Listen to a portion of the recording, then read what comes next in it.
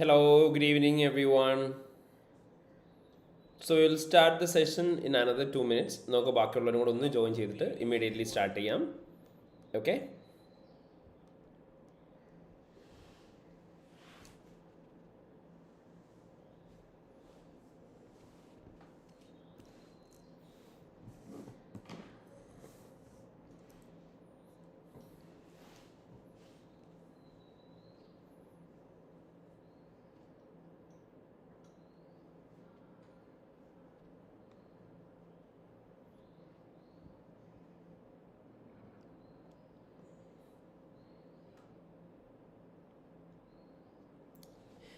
So once again, welcome back to the session, everyone. And today we are in our 4th day of our marathon session. So അപ്പോൾ നമ്മുടെ last 3 ഡേയ്സിൽ നമ്മൾ ഏറ്റവും properly നമ്മൾ പഠിച്ചിട്ടുള്ള topics എല്ലാം revise ചെയ്തു. അതിനെ ബേസ് ചെയ്ത് നമ്മൾ പുതിയ ക്വസ്റ്റ്യൻസ് ചെയ്തു. ആൻഡ് ഇന്നത്തെ നമ്മുടെ ഈ ഒരു പെർട്ടിക്കുലർ സെഷനിലും നമ്മൾ ചെയ്യാൻ പോകുന്ന സെയിം കാര്യം തന്നെയാണ്. അതായത് നമുക്ക് ഇമ്പോർട്ടൻ്റ് ആയിട്ട് ഇനി കവർ ചെയ്യാനായിട്ടുള്ളത് 3 കോർ ഏരിയാസും കൂടിയാണ്. നമ്മൾ ഓൾറെഡി 3 മെയിൻ ഏരിയാസ് നമ്മൾ കവർ ചെയ്തു, which includes the audit risk, internal controls and substantive procedures. And ഇനി അങ്ങോട്ടുള്ള 3 core topics എന്ന് പറയുന്നത് one is with regarding the area of reporting, and another one corporate governance, and the third one ethics. ഇനി ഈ 3 areas ആണ് നമുക്ക് ഏറ്റവും important ആയിട്ട് കവർ ചെയ്യാനായിട്ടുള്ളത്. ആൻഡ് ഇന്നത്തെ ഈ ഒരു പെർട്ടിക്കുലർ സെഷനിൽ നമ്മൾ ചെയ്യാൻ പോകുന്നത് എന്താണ് എന്ന് ചോദിച്ചു കഴിഞ്ഞിട്ടുണ്ടെങ്കിൽ ഈ 3 ഏരിയാസിൻ്റെ ക്വിക്ക് ഡിസ്കഷനും അതേപോലെ തന്നെ ഇമ്മീഡിയറ്റ്ലി ആഫ്റ്റർ ദാറ്റ് ഈ 3 ഏരിയനെ ബേസ് ചെയ്ത് ഏറ്റവും ലേറ്റസ്റ്റ് ആയിട്ട് നമുക്ക് റിവിഷൻ കിറ്റിൽ അവൈലബിൾ ആയിട്ടുള്ള ക്വസ്റ്റ്യൻസും ആണ്. സോ ഇതിൻ്റെ അകത്ത് നമുക്ക് റിപ്പോർട്ടിങ്ങിൻ്റെ ഏരിയയിൽ കുറേ ക്വസ്റ്റ്യൻസ് ചെയ്യാനായിട്ടുണ്ട്. പക്ഷെ നമുക്കറിയാം എത്തിക്സ് ആണെങ്കിലും കോർപ്പറേറ്റ് ഗവർണൻസ് ആണെങ്കിലും പാർട്ട് ബിയിൽ ചോദിക്കുമെന്നുള്ളൊരു കാര്യം നമുക്ക് 100% ഉറപ്പില്ല. അതുകൊണ്ട് തന്നെ ഈ 2 ഏരിയാസിൽ നമുക്ക് ക്വസ്റ്റ്യൻസ് ഉള്ളത് കമ്പാരിറ്റീവ്ലി കുറവാണ്. ബട്ട് നമുക്ക് ഉള്ളതിൽ ഏറ്റവും ലേറ്റസ്റ്റ് ആയിട്ട് അവൈലബിൾ ആയിട്ടുള്ള ക്വസ്റ്റ്യൻസ് തന്നെ നമുക്ക് പ്രാക്ടീസ് ചെയ്യാം. And basically when it comes to the area of reporting, ഞാൻ നേരത്തെ നിങ്ങളുടെ അടുത്ത് പറഞ്ഞിട്ടുണ്ട്, നമുക്ക് എന്താണെങ്കിലും 100% ഉറപ്പായിട്ട് എക്സാമിന് ചോദിക്കാൻ പോകുന്ന ഏരിയയാണ് റിപ്പോർട്ടിംഗ് എന്ന് പറയുന്ന ഏരിയ. ആൻഡ് നമ്മുടെ ഒരു 5 മാർക്ക് ക്വസ്റ്റ്യൻ ആണ് നോർമലി റിപ്പോർട്ടിങ്ങിൻ്റെ അകത്തുനിന്ന് വരിക. And in addition to that നമുക്ക് MCQ ക്വസ്റ്റ്യൻസും വരാം. പക്ഷേ എന്താണെങ്കിലും നമ്മുടെ സബ്സ്റ്റാൻറ്റീവ് പ്രൊസീജിയേഴ്സിൻ്റെ കൂട്ടത്തിലുള്ള ഒരു 5 മാർക്ക് ക്വസ്റ്റ്യൻ എന്ന് പറയുന്നത് definitely it will B from the area of reporting. അപ്പോൾ ആ റിപ്പോർട്ടിങ്ങിൻ്റെ ഏരിയ എന്നുള്ള ക്വസ്റ്റ്യനും നമുക്ക് നോക്കാം. ഓക്കെ, സോ നമ്മളപ്പോൾ റിപ്പോർട്ടിംഗ് എന്ന് പറയുന്ന ഏരിയ വെച്ചിട്ടാണ് ഇന്നത്തെ സെഷൻ സ്റ്റാർട്ട് ചെയ്യാൻ പോകുന്നത്. സോ റിപ്പോർട്ടിങ്ങിനെ കുറിച്ച് പറയുന്ന സമയത്ത് മെയിൻലി നമ്മൾ പഠിച്ചിട്ടുള്ളൊരു കാര്യമാണ്, ബേസിക്കലി ആസ് എൻ ഓഡിറ്റർ എന്നുള്ള രീതിയിൽ നമ്മൾ എന്ത് റിപ്പോർട്ടാണ് ഒരു സിറ്റുവേഷനിൽ കൊടുക്കേണ്ടി വരിക, അല്ലെങ്കിൽ എന്ത് ടൈപ്പ് ഓഫ് ഒപ്പീനിയനാണ് കൊടുക്കേണ്ടി വരിക, ഇങ്ങനെ ഇതിനെ ബേസ് ചെയ്തിട്ടായിരിക്കും എക്സാമിന് നമ്മുടെ അടുത്ത് ക്വസ്റ്റ്യൻസ് ചോദിക്കുക. അപ്പോൾ ആ ക്വസ്റ്റ്യൻസ് പ്രോപ്പർലി ആൻസർ ചെയ്യണമെന്നുണ്ടെങ്കിൽ നമ്മളും ഒപ്പീനിയനെ കുറിച്ച് അറിഞ്ഞിരിക്കണം, റിപ്പോർട്ടിങ്ങിനെ കുറിച്ച് അറിഞ്ഞിരിക്കണം. നമുക്കതുകൊണ്ട് തന്നെ ആദ്യം എന്ത് ചെയ്യാം, ആ റിപ്പോർട്ടിങ്ങിൻ്റെ തിയറിറ്റിക്കൽ സൈഡ് ഒന്ന് ക്വിക്ക്ലി ഡിസ്കസ് ചെയ്ത് പോവാം. സോ ബേസിക്കലി റിപ്പോർട്ടിംഗ് എന്ന് പറയുന്ന സമയത്ത് നമ്മൾ പഠിച്ചിട്ടുണ്ടായിരുന്നു 2 ടൈപ്പ് ഓഫ് ഒപ്പീനിയൻ ആണ് ഒരു കമ്പനിയുടെ ഫിനാൻഷ്യൽ സ്റ്റേറ്റ്മെൻറ്റ്സിന് മേലെ ഒരു ഓഡിറ്ററായി നമ്മൾ എക്സ്പ്രസ് ചെയ്യുന്നുണ്ടാവുക. And well we know that റിപ്പോർട്ടിങ്ങിൻ്റെ അകത്ത് ഒപ്പീനിയൻ എന്ന് പറയുമ്പം it can be either modified opinion or unmodified opinion. So modified ഒപ്പീനിയനും ഉണ്ട്, അതേപോലെ തന്നെ അൺമോഡിഫൈഡ് ആയിട്ടുള്ള ഒപ്പീനിയനും ഉണ്ട്. അൺമോഡിഫൈഡ് ഒപ്പീനിയനെ നമ്മൾ ഫെർദർ ഒന്നും കൂടെ ക്ലാസിഫൈ ചെയ്തു, which is unqualified. And modified ഒപ്പീനിയനെ നമ്മൾ മെയിൻലി 3 ആയിട്ടായിരുന്നു ക്ലാസിഫൈ ചെയ്യൽ. ഏതൊക്കെയായിരുന്നു? Well we know that which includes qualified opinion, adverse opinion ഉണ്ട്, അതേപോലെ തന്നെ ഡിസ്ക്ലെയിമർ ഓഫ് ഒപ്പീനിയൻ ഉണ്ട്. സോ ഇങ്ങനെ 3 ടൈപ്പ് ഓഫ് ഒപ്പീനിയൻ ആയിരുന്നു മോഡിഫൈഡ് ഒപ്പീനിയൻ അണ്ടറിൽ ഉണ്ടായിരുന്നത്. സോ ബേസിക്കലി അൺമോഡിഫൈഡ് ഒപ്പീനിയൻ എന്ന് പറഞ്ഞാൽ എന്താണെന്ന് ചോദിച്ചാൽ നമ്മൾ പറയും ഇറ്റ് മീൻസ് ഇറ്റ്സ് അൺക്വാളിഫൈഡ്. എന്ന് വെച്ചാൽ എന്താ, financial statement shows a true and fair view. അപ്പോൾ ഒരു കമ്പനിയുടെ financial statements true and fair ആണ്, ഫിനാൻഷ്യൽ സ്റ്റേറ്റ്മെൻറ്റ്സിൻ്റെ അത് ഒരു പ്രശ്നവുമില്ല എന്ന് പറഞ്ഞ് നമ്മൾ കൊടുക്കുന്ന ഒപ്പീനിയനെയാണ് എന്തെന്ന് വിളിക്കുക, അൺക്വാളിഫൈഡ് അല്ലെങ്കിൽ അൺമോഡിഫൈഡ് എന്ന് വിളിക്കുന്നുണ്ടാവുക. ഇനി ക്വാളിഫൈഡ് ഒപ്പീനിയൻ എന്ന് പറഞ്ഞാൽ എന്തായിരുന്നു, ഒരു കമ്പനിയുടെ financial statements true and fair ആണ്, but it is subject to some reservations. കുറച്ച് കാര്യങ്ങൾ ഒഴിച്ചു നിർത്തി കഴിഞ്ഞാൽ financial statements true and fair ആണ്. So except if some matters are avoided, rest of the അല്ലെങ്കിൽ remaining financial shows true and fair എന്ന് പറയുന്നതായിരുന്നു ക്വാളിഫൈഡ് ഒപ്പീനിയൻ. ഇനി അഡ്വേഴ്സ് ഒപ്പീനിയൻ എന്ന് പറഞ്ഞാൽ എന്താണെന്ന് ചോദിച്ചു കഴിഞ്ഞാൽ ഇത്രയേ ഉള്ളൂ, ഒരു കമ്പനിയുടെ financial statements true and fair അല്ല, FS മൊത്തത്തിൽ തെറ്റാണെന്ന് പറയുന്നതിനെയായിരുന്നു അഡ്വേഴ്സ് ഒപ്പീനിയൻ എന്ന് വിളിക്കുക. ആൻഡ് ആസ് എൻ ഓഡിറ്റർ എന്നുള്ള രീതിയിൽ ഒരു കമ്പനിയുടെ ഫിനാൻഷ്യൽ സ്റ്റേറ്റ്മെൻറ്റ്സിന് മേലെ നമ്മൾ ഒപ്പീനിയൻ എക്സ്പ്രസ് ചെയ്യാൻ ചെല്ലുന്ന സമയത്ത് നമ്മൾ എക്സ്പെക്ട് ചെയ്യുന്ന അത്രയും എവിഡൻസുകൾ നമുക്ക് കിട്ടുന്നില്ല. So we are not able to obtain sufficient appropriate audit evidence. അപ്പോൾ ഒരു സഫിഷ്യൻറ്റ് ആൻഡ് അപ്രോപ്രിയേറ്റ് എവിഡൻസ് കിട്ടിയിട്ടില്ല എന്നുണ്ടെങ്കിൽ എന്ത് സംഭവിക്കും? We will not be able to form a proper conclusion. അങ്ങനെ സഫിഷ്യൻറ്റ് അപ്രോപ്രിയേറ്റ് എവിഡൻസ് കിട്ടാതിരിക്കുന്ന സാഹചര്യത്തിൽ ഓഡിറ്ററായി നമുക്ക് യാതൊരു ഒപ്പീനിയനും കൊടുക്കാൻ പറ്റുന്നില്ല. ആ സിറ്റുവേഷനിൽ നമ്മൾ കൊടുക്കുന്ന ഒപ്പീനിയനെയാണ് നമ്മൾ എന്ന് വിളിക്കുക ഡിസ്ക്ലെയിമർ ഓഫ് ഒപ്പീനിയൻ എന്ന് വിളിക്കുക. അപ്പോൾ നമ്മൾ പഠിച്ചു തരുന്നത് പ്രോപ്പർലി അൺക്വാളിഫൈഡ് എന്ന് പറഞ്ഞാൽ അറിയാം, the auditor states that the financial statement shows a true and fair view. Qualified എന്ന് പറഞ്ഞാൽ എന്താ? True and fair but exceptive. Adverse എന്ന് പറഞ്ഞാൽ financial statements are not true and fair. Disclaimer of opinion എന്ന് പറഞ്ഞാലോ ഫിനാൻഷ്യൽ സ്റ്റേറ്റ്മെന്റ്സിന് മേലെ നമുക്കൊരു opinion express ചെയ്യാൻ പറ്റുന്നില്ല due to the lack of audit evidence. So ഇങ്ങനെയായിരുന്നു റിപ്പോർട്ടിങ്ങിൻ്റെ അകത്ത് ഏതൊരു ഒപ്പീനിയനാണ് നമ്മൾ എന്നുള്ളത് മനസ്സിലാക്കിയിട്ടുണ്ടായിരുന്നത്. ഇനി ഏത് ഒപ്പീനിയൻ ഏത് സിറ്റുവേഷനിൽ കൊടുക്കണം എന്നുള്ള കാര്യത്തെക്കുറിച്ച് നമുക്ക് പഠിക്കാനായിട്ടുണ്ടായിരുന്നു. അപ്പോൾ നമ്മൾ പറഞ്ഞിരുന്നു ഒരു സിറ്റുവേഷനിൽ ഏതാണ് ഒപ്പീനിയൻ കൊടുക്കേണ്ടത് എന്ന് ചോദിച്ചു കഴിഞ്ഞാൽ ബേസിക്കലി നമ്മൾ രണ്ട് കാര്യങ്ങൾ കൺസിഡർ ചെയ്തിട്ടാണ് ഏത് ഒപ്പീനിയൻ കൊടുക്കണം എന്നുള്ള കാര്യം തീരുമാനിക്കുക. നമ്പർ 1 നമ്മൾ എപ്പോഴും കൺസിഡർ ചെയ്യണം എന്ന് പറഞ്ഞ കാര്യമായിരുന്നു, ഒരു മിസ്റ്റേക്ക് ഉണ്ടെങ്കിൽ ആ മിസ്റ്റേക്ക് മെറ്റീരിയൽ ആണോ എന്നുള്ള കാര്യം നമ്മൾ കൺസിഡർ ചെയ്യണം. സോ മെറ്റീരിയാലിറ്റിയാണ് നമ്മൾ ഫസ്റ്റ് കൺസിഡർ ചെയ്യേണ്ടത്. രണ്ടാമതായിട്ട് നമ്മൾ കൺസിഡർ ചെയ്യേണ്ട ഒരു കാര്യമായിരുന്നു ആ മിസ്റ്റേക്ക് പെർവേസീവ് ആണോ, എന്നുള്ള കാര്യം നമ്മൾ കൺസിഡർ ചെയ്യണം. സോ ഒരു മിസ്റ്റേക്ക് മെറ്റീരിയൽ ആണോ എന്നും പെർവേസീവ് ആണോ എന്നും നോക്കിയിട്ടാണ് ഏത് ഒപ്പീനിയനാണ് നമ്മൾ കൊടുക്കേണ്ടത് എന്നുള്ള കാര്യം നമ്മൾ കൺക്ലൂഡ് ചെയ്യേണ്ടത്. So first of all mistake material ആണോ എന്നറിയണം എന്നുണ്ടെങ്കിൽ നമ്മൾ എന്തൊക്കെയാണ് ചെയ്യേണ്ടതെന്ന് നമ്മൾ പഠിച്ചിട്ടുണ്ടായിരുന്നു. എന്തൊക്കെയായിരുന്നു മക്കളെ?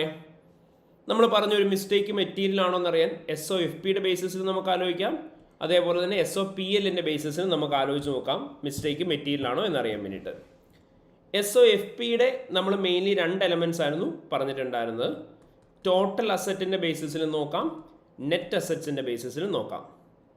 SOPLൻ്റെ ബേസിസിലാണ് നോക്കുന്നതെന്നുണ്ടെങ്കിലോ അവിടെ നമുക്ക് കൂടുതൽ ഓപ്ഷൻ ഉണ്ട്. പ്രോഫിറ്റിൻ്റെ ബേസിസിൽ നോക്കാം, ഗ്രോസ് പ്രോഫിറ്റിൻ്റെ ബേസിസിൽ നോക്കാം, അതേപോലെ തന്നെ റവന്യൂവിൻ്റെ ബേസിസിൽ നോക്കാം. സോ ഈ പറയുന്ന ഏതെങ്കിലും ബെഞ്ച് മാർക്കിൻ്റെ ബേസിസിൽ നോക്കിയാൽ മതി. ടോട്ടൽ അസറ്റിൻ്റെ എത്ര പെർസെൻറ്റേജ് കൂടുതലാണെങ്കിൽ മെറ്റീരിയൽ ആണെന്നായിരുന്നു നമ്മൾ പറഞ്ഞിരുന്നത്? ടോട്ടൽ അസറ്റിൻ്റെ 1%, നെറ്റ് അസറ്റ്സിൻ്റെ 2%, പ്രോഫിറ്റിൻ്റെ 5%, ഗ്രോസ് പ്രോഫിറ്റിൻ്റെ 0.5%, റവന്യൂവിൻ്റെയും 0.5%. സോ ഇതായിരുന്നു നമ്മൾ പഠിച്ചിട്ടുണ്ടായിരുന്ന ബെഞ്ച് മാർക്സ് അല്ലേ. അപ്പോൾ ഒരു കമ്പനിയുടെ ടോട്ടൽ അസറ്റ് എത്രയാണെന്ന് നോക്കുക. ബട്ട് 1 million ആണ്, അതായത് 10 lakh ആണ്. അപ്പോൾ 10 lakhൻ്റെ 1% എടുക്കണം. 10 lakhൻ്റെ 1% പറഞ്ഞാൽ എത്രയാ? 10,000. അപ്പോൾ ആ 10,000 എന്ന് പറയുന്നതാണ് ബെഞ്ച് മാർക്ക്. അപ്പോൾ നമ്മുടെ കമ്പനിയുടെ ഫിനാൻഷ്യൽസിൻ്റെ അതേ വന്നേക്കുന്ന മിസ്റ്റേക്ക് എത്രയാണോ ആ മിസ്റ്റേക്ക് ഈ പറഞ്ഞ 10,000-നേക്കാളും കൂടുതലാണെങ്കിൽ അതെന്തായിരിക്കും? മെറ്റീരിയൽ ആയിരിക്കും. ഇനി പ്രോഫിറ്റിൻ്റെ ബേസിസിലാണ് നോക്കുന്നതെങ്കിൽ പ്രോഫിറ്റിൻ്റെ എത്ര പെർസെൻറ്റേജാണ്? 5% ആണ് നമ്മൾ എടുക്കുന്നത്. അപ്പോൾ നമ്മൾ നോക്കുക ഒരു കമ്പനിയുടെ പ്രോഫിറ്റ് എത്രയാണ്. അപ്പോൾ ആ കമ്പനിയുടെ പ്രോഫിറ്റ് ഒരു 10 lakh ആണ്. ആ 10 lakhൻ്റെ 5%, അപ്പോൾ എത്ര വരിക? 50,000. അപ്പോൾ 50,000 ആണ് ബെഞ്ച് മാർക്ക്. 50,000-ന് മേലെ വരുന്ന മിസ്റ്റേക്ക് ഒക്കെ എന്തായിരിക്കും? മെറ്റീരിയൽ ആയിരിക്കും. അപ്പോൾ അങ്ങനെ നമുക്ക് മെറ്റീരിയാലിറ്റി നോക്കാം. അപ്പോൾ നമ്മൾ പറഞ്ഞു ഈ പറയുന്ന ഏതെങ്കിലും ബെഞ്ച് മാർക്സിൻ്റെ ബേസിസ് നമുക്ക് നോക്കാം. ടോട്ടൽ അസറ്റിൻ്റെയോ നെറ്റ് അസറ്റിൻ്റെയോ പ്രോഫിറ്റിൻ്റെയോ ഗ്രോസ് പ്രോഫിറ്റിൻ്റെയോ റവന്യൂൻ്റെയോ ഈ ഏതെങ്കിലും ബെഞ്ച് മാർക്കിന് മേലെയാണ് മിസ്റ്റേക്ക് വരുന്നതെന്നുണ്ടെങ്കിൽ നമ്മൾ അതിനെ എന്തായിട്ട് ട്രീറ്റ് ചെയ്യണം? മെറ്റീരിയലായിട്ട് ട്രീറ്റ് ചെയ്യണം. രണ്ടാമതായിട്ട് നമ്മൾ നോക്കേണ്ടത് എന്താണ്? ഇതിന് പുറമേ ഞാൻ നിങ്ങളോട് പറഞ്ഞിരുന്നു ഫിഗറിൻ്റെ വലിപ്പം വെച്ചിട്ട് മാത്രമല്ല മെറ്റീരിയാലിറ്റി ടെസ്റ്റ് ചെയ്യേണ്ടത്. നമ്മളവിടെ നേച്ചറിൻ്റെ ബേസിസിലും ട്രാൻസാക്ഷൻസ് മെറ്റീരിയലാണോ നോക്കണം. സോ നോർമലി നമ്മുടെ AA-ക്കകത്താണെങ്കിലും AAA-ക്കകത്താണെങ്കിലും ഏറ്റവും കൂടുതൽ സിനാരിയോ സ്പെസിഫിക് ആയിട്ട് നേച്ചറിൻ്റെ ബേസിസിൽ മെറ്റീരിയലായിട്ട് ട്രീറ്റ് ചെയ്യുന്നത് റിലേറ്റഡ് പാർട്ടി ട്രാൻസാക്ഷൻസ് ആണ്. റിലേറ്റഡ് പാർട്ടി ട്രാൻസാക്ഷൻ എന്ന് പറഞ്ഞ് നമ്മൾ പഠിച്ചിട്ടുണ്ടായിരുന്നു. ഒരു കമ്പനിയുടെ പേരൻറ്റ് കമ്പനിയും സബ്സിഡറി കമ്പനിയും തമ്മിൽ നടത്തുന്ന ട്രാൻസാക്ഷൻസ്, അസോസിയേറ്റ് ജോയിൻറ്റ് വെഞ്ചറൊക്കെ ആയിട്ട് നടത്തുന്ന ട്രാൻസാക്ഷൻസ്, അല്ലെ സബ്സിഡറി കമ്പനിയായിട്ട് നടത്തുന്ന ട്രാൻസാക്ഷൻസ്. ഇനി അതേപോലെ തന്നെ ഒരു കമ്പനിയുടെ കീ മാനേജ്മെൻറ്റ് പേഴ്സൺ, ഏറ്റവും സീനിയർ ആയിട്ടുള്ള പൊസിഷൻസിൽ വർക്ക് ചെയ്യുന്ന ആളുകളുമായിട്ട് നടത്തുന്ന ട്രാൻസാക്ഷൻസ്, കമ്പനിയുടെ ഡയറക്ടേഴ്സായിട്ട് നടത്തുന്ന ട്രാൻസാക്ഷൻസ്, ഇങ്ങനെയുള്ള എല്ലാ ട്രാൻസാക്ഷൻസും എന്തായിരിക്കും, will be always material on the basis of its nature. അതേപോലെ തന്നെ ഇൻ കേസ് എങ്ങാനും എന്തെങ്കിലും ഫാക്ടേഴ്സ് ഒരു കമ്പനിയുടെ ഗോയിങ് കൺസേണിനെ അഫക്റ്റ് ചെയ്യുന്നുണ്ടെങ്കിൽ ആ ഗോയിങ് കൺസേണിനെ അഫക്റ്റ് ചെയ്യുന്ന ഫാക്ടേഴ്സിനെ നമുക്ക് എന്തായിട്ട് ട്രീറ്റ് ചെയ്യാം, മെറ്റീരിയലായിട്ട് ട്രീറ്റ് ചെയ്യാം എന്നായിരുന്നു നമ്മൾ പഠിച്ചിട്ടുണ്ടായിരുന്നു. സോ ഇങ്ങനെ ഈ പറയുന്ന ഫാക്ടേഴ്സിൻ്റെ ബേസിസിലാണ് ഒരു ട്രാൻസാക്ഷൻ മെറ്റീരിയൽ ആണോ അല്ലയോ എന്നുള്ള കാര്യം നമ്മൾ കൺസിഡർ ചെയ്യേണ്ടത്. അപ്പോൾ എപ്പോഴും നിങ്ങൾ ചെയ്യേണ്ടത് എന്താ, ഒരു മിസ്റ്റേക്ക് ഉണ്ടായിക്കഴിഞ്ഞാൽ ആ മിസ്റ്റേക്ക് എടുത്തിട്ട് നോക്കണം, ആ മിസ്റ്റേക്ക് ഈ പറയുന്ന ഏതെങ്കിലും എലമെൻസിൻ്റെ ബേസിസിലാണോ വരുന്നത്. ആണ് എന്നുണ്ടെങ്കിൽ നമുക്ക് അതിനെ എന്തായിട്ട് ട്രീറ്റ് ചെയ്യാം, മെറ്റീരിയലായിട്ട് ട്രീറ്റ് ചെയ്യാം. ഓക്കെ, ഇനി നമ്മൾ പഠിച്ചിരുന്നു രണ്ടാമത് നമ്മളവിടെ കൺസിഡർ ചെയ്യേണ്ട കാര്യം എന്ന് പറഞ്ഞാൽ എന്താണ്, മിസ്റ്റേക്ക് എപ്പോഴും പെർവേസീവ് ആണോ എന്നുള്ള കാര്യമാണ് നമ്മൾ നോക്കേണ്ടത്. മിസ്റ്റേക്ക് പെർവേസീവ് ആണോ. ഇനി നമ്മൾ സ്റ്റാൻഡേർഡ്സ് പ്രകാരം എന്താണ് പെർവേസീവ്നെസ് എന്നുള്ള കാര്യം പഠിച്ചിട്ടുണ്ടായിരുന്നു അല്ലേ. അപ്പോൾ എന്താ പെർവേസീവ്നെസ് എന്ന് ചോദിച്ചു കഴിഞ്ഞാൽ നമ്മൾ എങ്ങനെയായിരുന്നു പഠിച്ചിട്ടുണ്ടായിരുന്നത്. അതായത് പെർവേസീവ്നെസ് എന്ന് പറഞ്ഞാൽ ഒരു മിസ്റ്റേക്ക് നമ്മുടെ കമ്പനിയുടെ ഫിനാൻഷ്യൽ സ്റ്റേറ്റ്മെൻറ്റ്സിനകത്ത് കൊണ്ടുവരുന്ന ഇഫക്റ്റ് എന്താണോ, അല്ലെങ്കിൽ കൊണ്ടുവരാൻ സാധ്യതയുള്ള പോസിബിൾ ഇഫക്റ്റുകൾ എന്താണോ, അതിനെയാണ് നമ്മൾ എന്തെന്ന് വിളിക്കുക, പെർവേസീവ് എന്ന് വിളിക്കുക. അപ്പോൾ ഒരു മിസ്റ്റേക്ക് നമ്മുടെ കമ്പനിയുടെ ഫിനാൻഷ്യൽ സ്റ്റേറ്റ്മെൻറ്റ്സിന് മേലെ കൊണ്ടുവരാൻ സാധ്യതയുള്ള ഇഫക്റ്റ് എന്താണോ, അല്ലെങ്കിൽ ഇഫക്ട്സ് എന്താണോ, അതിനെയാണ് നമ്മൾ എന്തെന്ന് വിളിക്കുക, പെർവേസീവ് എന്ന് വിളിക്കുക. അപ്പോൾ നമ്മൾ പറഞ്ഞിരുന്നു 3 രീതിയിലാണ് ഒരു ട്രാൻസാക്ഷൻ പെർവേസീവ് ആണോ അല്ലയോ എന്നുള്ള കാര്യം നമുക്ക് നോക്കാനായിട്ട് പറ്റുക. നമ്പർ 1, നമ്മുടെ കമ്പനിയുടെ ഫിനാൻഷ്യൽ സ്റ്റേറ്റ്മെൻറ്റ്സിൻ്റെ ഒരു സ്പെസിഫിക് എലമെൻറ്റിനെ അല്ലെങ്കിൽ അക്കൗണ്ടിനെ അല്ലെങ്കിൽ ഐറ്റത്തിനെ മാത്രം അഫക്റ്റ് ചെയ്യുന്നൊരു മിസ്റ്റേക്കാണ്. അതായത് നമ്മുടെ കമ്പനിയുടെ റവന്യൂവിനെ മാത്രം അഫക്റ്റ് ചെയ്യുന്നൊരു മിസ്റ്റേക്കാണ്. അങ്ങനെയാണ് എന്നുണ്ടെങ്കിൽ നമുക്ക് അതിനെ പെർവേസീവായിട്ട് ട്രീറ്റ് ചെയ്യാം. അത് നമ്പർ 2 ആണ് ആക്ച്വലി. പക്ഷേ നമ്മുടെ ഫിനാൻഷ്യൽ സ്റ്റേറ്റ്മെൻറ്റ്സിനെ ഒരു സബ്സ്റ്റാൻഷ്യൽ പോർഷനെ അഫക്റ്റ് ചെയ്യണം. അതായത് റവന്യൂ എന്ന് പറയുന്ന ഒരു ബാലൻസിനെ മാത്രമാണ് അഫക്റ്റ് ചെയ്യുന്നത്, പക്ഷേ റവന്യൂവിൻ്റെ മേജർ പോർഷനും അഫക്റ്റ് ചെയ്യുന്നുണ്ടെങ്കിൽ അതെന്തായിരിക്കും, പെർവേസീവ് ആയിരിക്കും. ഇനി നമ്പർ 1, നമ്മുടെ ഫിനാൻഷ്യൽ സ്റ്റേറ്റ്മെൻറ്റ്സിൽ ഒരു സ്പെസിഫിക് എലമെൻറ്റിനെ മാത്രമല്ല അഫക്റ്റ് ചെയ്യുന്നത്, എഫ്എസിൻ്റെ അകത്തുള്ള മൾട്ടിപ്പിൾ എലമെൻറ്റിനെ അഫക്റ്റ് ചെയ്യുക. അതായത് ഒരേ സമയം എക്സ്പെൻസിനെയും അസറ്റിൻ്റെ വാല്യൂവിനെ അഫക്റ്റ് ചെയ്യുകയാണ്. അങ്ങനെയാണെങ്കിൽ നമുക്ക് അതിനെ എന്തായിട്ട് ട്രീറ്റ് ചെയ്യാം, പെർവേസീവായിട്ട് ട്രീറ്റ് ചെയ്യാം. അതേപോലെ തന്നെ നമ്മൾ പഠിച്ചു നമ്മുടെ കമ്പനിയുടെ യൂസേഴ്സിന് ഏറ്റവും ഇമ്പോർട്ടൻ്റ് ആയിട്ടുള്ള ഡിസ്ക്ലോഷേഴ്സിന് ഏതെങ്കിലും ഇഫക്റ്റ് ചെയ്യുന്നതാണെങ്കിൽ അതും എന്തായിരിക്കും, പെർവേസീവ് ആയിരിക്കും. അപ്പോൾ ലിറ്ററലി പറഞ്ഞു കഴിഞ്ഞാൽ multiple element of financial statements affected ആയി കഴിഞ്ഞാൽ ഒരു സിംഗിൾ എലമെൻ്റ് ആണ് അഫക്റ്റ് ചെയ്യുന്ന അതിൻ്റെ ഒരു സബ്സ്റ്റാൻഷ്യൽ പോർഷൻ അഫക്റ്റ് ചെയ്ത് കഴിഞ്ഞാൽ, അല്ലെങ്കിൽ ഡിസ്ക്ലോഷേഴ്സിനെ എന്തെങ്കിലും അഫക്റ്റ് ചെയ്യണമെങ്കിൽ ഇതെല്ലാം എന്തായിരിക്കും, പെർവേസീവ് ആയിരിക്കും. പക്ഷേ ഇമ്പോർട്ടൻ്റ്ലി മക്കളെ ഞാൻ പറഞ്ഞിട്ടുള്ളതാണ്, ഇത് നമ്മൾ ഡീറ്റെയിൽഡ് ആയിട്ട് പഠിച്ചതായിരുന്നു, ഇത് ക്വിക്ക്ലി റിവൈസ് ചെയ്തുകൊണ്ടേ ഇരിക്കണം. ഈ ഫാക്ടേഴ്സിൻ്റെ ബേസിസിൽ പെർവേസീവ്നെസ് എപ്പോഴും ട്രീറ്റ് ചെയ്യണമെന്ന് ചോദിച്ചാൽ എക്സാം പെർസ്പെക്റ്റീവിൽ ട്രീറ്റ് ചെയ്യേണ്ട ആവശ്യമില്ല. പകരം എക്സാമിന് നമുക്ക് എങ്ങനെയായിരുന്നു പെർവേസീവ്നെസ് നോക്കാം നമ്മൾ പറഞ്ഞത്. നിങ്ങൾ ആദ്യം നോക്കേണ്ടത് നമ്മുടെ കമ്പനി പ്രോഫിറ്റിലാണോ അതോ ലോസിലാണോ നിൽക്കുന്നത് നോക്കുക. ഇപ്പം നമ്മുടെ കമ്പനി ഓൾറെഡി പ്രോഫിറ്റിലാണ്, ഓക്കെ, 10,000 റുപ്പീസ് പ്രോഫിറ്റിലാണ് നമ്മൾ നിൽക്കുന്നത്. പക്ഷേ ഒരു പർട്ടിക്കുലർ എക്സ്പെൻസ് ഉണ്ടായിരുന്നു, ആ എക്സ്പെൻസ് എന്ത് ചെയ്തിട്ടില്ല, കമ്പനിയുടെ ഫിനാൻഷ്യൽ സ്റ്റേറ്റ്മെൻറ്റ്സിൻ്റെ അടുത്ത് കമ്പനി ഇൻക്ലൂഡ് ചെയ്തിട്ടുണ്ടായിരുന്നില്ല. ആ എക്സ്പെൻസ് എന്ന് പറയുന്നത് 12,500 ആയിരുന്നു. അപ്പോൾ ശരിക്കും ഈ എക്സ്പെൻസ് കമ്പനിയുടെ എഫ് എസ് സി വന്നിട്ടുണ്ടായിരുന്നെങ്കിൽ എന്ത് സംഭവിച്ചേനെ, കമ്പനി പ്രോഫിറ്റ് നിൽക്കുമോ, ഇല്ല. പ്രോഫിറ്റ് നിൽക്കുന്ന കമ്പനി ലോസിലേക്ക് പോയേനെ, ശരിയല്ലേ. പ്രോഫിറ്റ് നിൽക്കുന്ന കമ്പനി 2,500 ലോസിലേക്ക് പോയേനെ. അങ്ങനെയാണ് ഈ എമൗണ്ട് ഓഫ് മിസ്റ്റേക്ക് എന്ന് പറയുന്നത് എന്തായിരിക്കും, പെർവേസീവ് ആയിരിക്കും. സെയിം as that നമ്മുടെ കമ്പനി ഓൾറെഡി പ്രോഫിറ്റിലായിരുന്നു എന്ന് അസ്യൂം ചെയ്യുക. നമ്മുടെ കമ്പനി പ്രോഫിറ്റിലല്ല ലോസിലായിരുന്നു എന്ന് അസ്യൂം ചെയ്യുക. 12,000 ലോസിലായിരുന്നു. നമ്മുടെ കമ്പനിക്ക് ഒരു ഇൻകം ഉണ്ടായിരുന്നു, ആ ഇൻകം കമ്പനി പ്രോപ്പർലി ഇൻക്ലൂഡ് ചെയ്തിട്ടുണ്ടായിരുന്നില്ല. ഇൻകം 13,000 ആയിരുന്നു. അങ്ങനെയാണെങ്കിൽ ആ ഇൻകം ശരിക്കും അഡ്ജസ്റ്റ് ചെയ്ത് കഴിഞ്ഞാൽ എന്ത് സംഭവിക്കും, ഈ ലോസിൽ നിൽക്കുന്ന കമ്പനി 1,000 പ്രോഫിറ്റിലേക്ക് വരും, ശരിയല്ലേ. അപ്പോൾ ഫസ്റ്റ് കേസിൽ എന്ത് സംഭവിച്ചു, പ്രോഫിറ്റ് നിൽക്കുന്ന കമ്പനി ലോസിലേക്ക് പോയി. സെക്കൻഡ് കേസിൽ എന്ത് സംഭവിച്ചു, ലോസിൽ നിന്ന കമ്പനി പ്രോഫിറ്റിലേക്ക് വന്നു ആഫ്റ്റർ അഡ്ജസ്റ്റിംഗ് മിസ്റ്റേക്ക്. ഈ രണ്ട് കേസിലും ഈ എമൗണ്ട് ഓഫ് മിസ്റ്റേക്ക് എന്ന് പറയുന്നത് എന്തായിരിക്കും, പെർവേസീവ് ആയിരിക്കും. അപ്പോൾ ഈ പെർസ്പെക്റ്റീവിലാണ് നിങ്ങൾ ആലോചിക്കേണ്ടത്.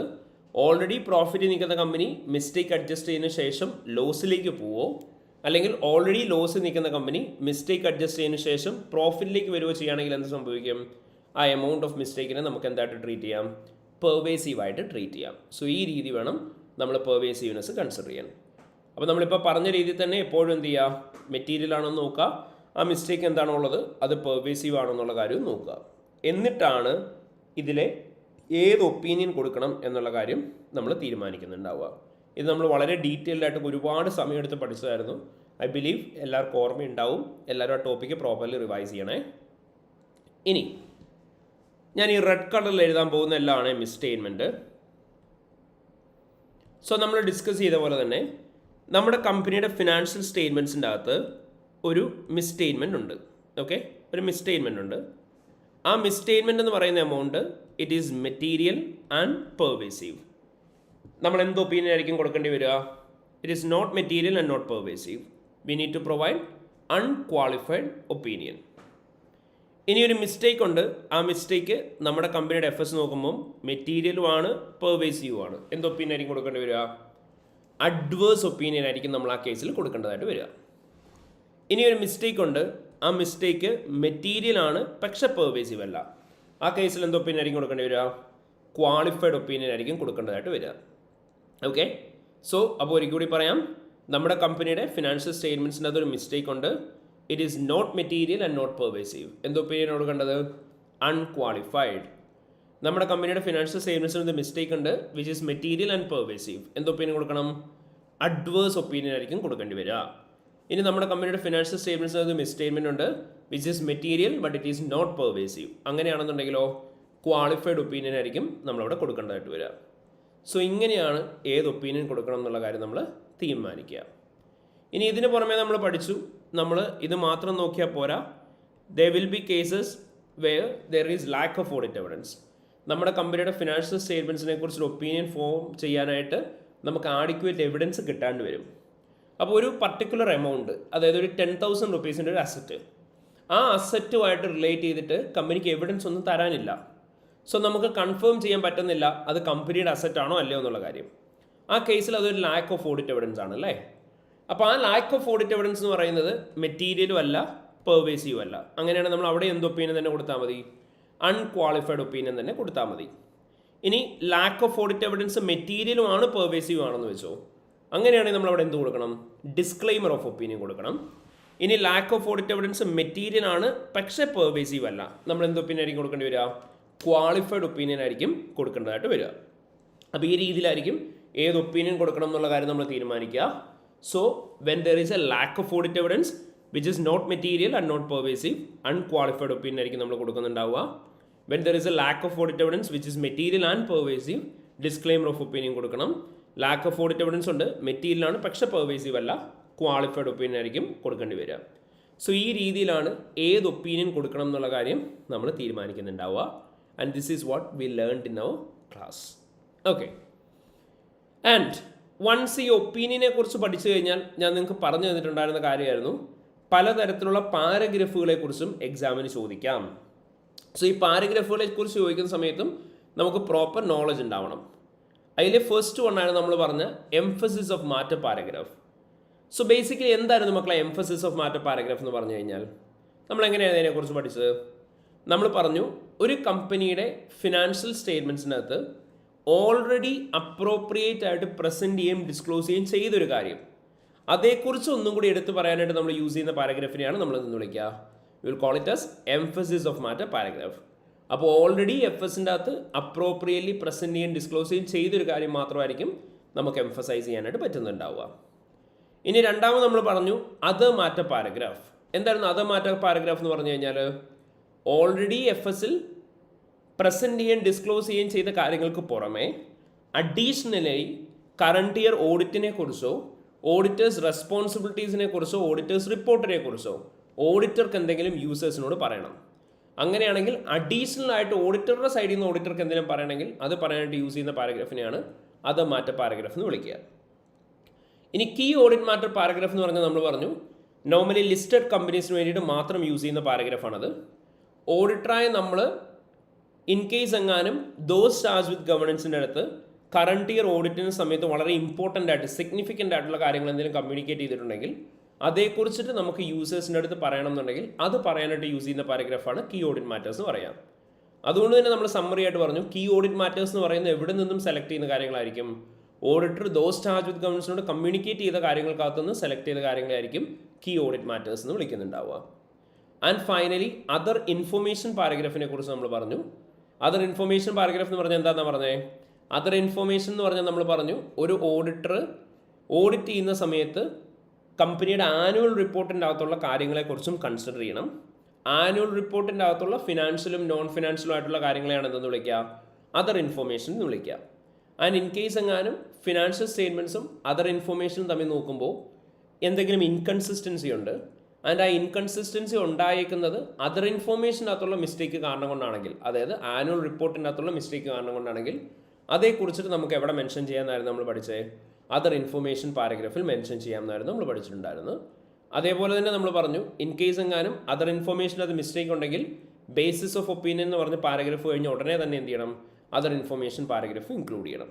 ഇനി ഇതിന് പുറമെ അതർ ഇൻഫോർമേഷനെ കുറിച്ച് എന്ത് പറയണമെങ്കിലും ഓഡിറ്റർക്ക് അതർ ഇൻഫോർമേഷൻ പാരഗ്രാഫ് യൂസ് ചെയ്യാം എന്നുള്ളത് നമ്മൾ പഠിച്ചിട്ടുണ്ടായിരുന്നു. സോ ഇതായിരുന്നു നമ്മൾ അതർ ഇൻഫോർമേഷനെ കുറിച്ച് പഠിച്ചിട്ടുണ്ടായിരുന്നത്. സോ ഇതായിരുന്നു നമ്മൾ പ്രൈമറി ആയിട്ട് പഠിച്ചിട്ടുണ്ടായിരുന്ന പാരഗ്രാഫുകൾ. ഏതൊക്കെയായിരുന്നു? Emphasis of matter paragraph, other matter paragraph, key audit matter paragraph, other information paragraph. ഇനി ഇതിന് പുറമെ നമ്മൾ അടുത്തായിട്ട് പഠിച്ചിട്ടുണ്ടായിരുന്നൊരു കാര്യമായിരുന്നു ഗോയിങ് കൺസേൺ റിപ്പോർട്ടിംഗ്. നമ്മൾ പറഞ്ഞു ആസ് എൻ ഓഡിറ്റർ എന്നുള്ള രീതിയിൽ നമ്മുടെ ഡ്യൂട്ടിയാണ് ഒരു കമ്പനിയുടെ ഗോയിങ് കൺസേൺ അസംഷൻ അപ്രോപ്രിയേറ്റ് ആണോ എന്ന് നോക്കുക എന്നുള്ളത്. മാനേജ്മെൻ്റ് ആയിരിക്കും company going concern review നടത്തുന്നുണ്ടാവുക.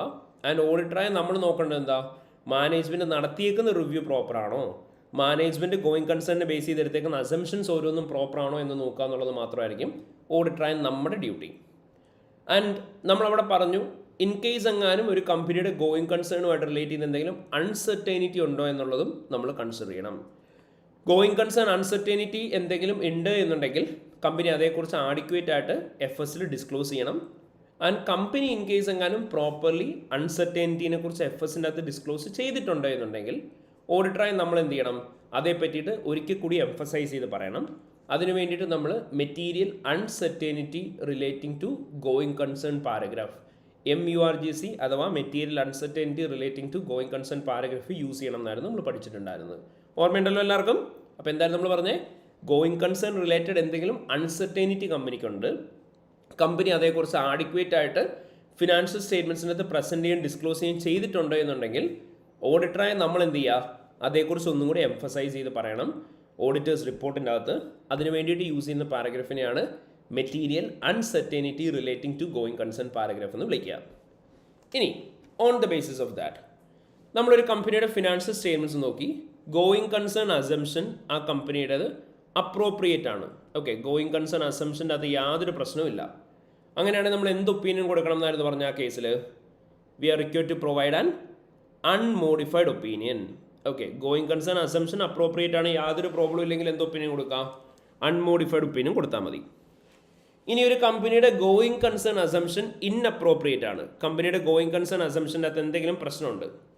So കമ്പനിയുടെ ഗോയിങ് കൺസേൺ അസംഷൻ ഇൻഅപ്രോപ്രിയേറ്റ് ആണെങ്കിൽ അവിടെ എന്ത് ഒപ്പീനിയൻ കൊടുക്കണം എന്നായിരുന്നു നമ്മൾ പറഞ്ഞത്? അഡ്വേഴ്സ് ഒപ്പീനിയൻ കൊടുക്കുക.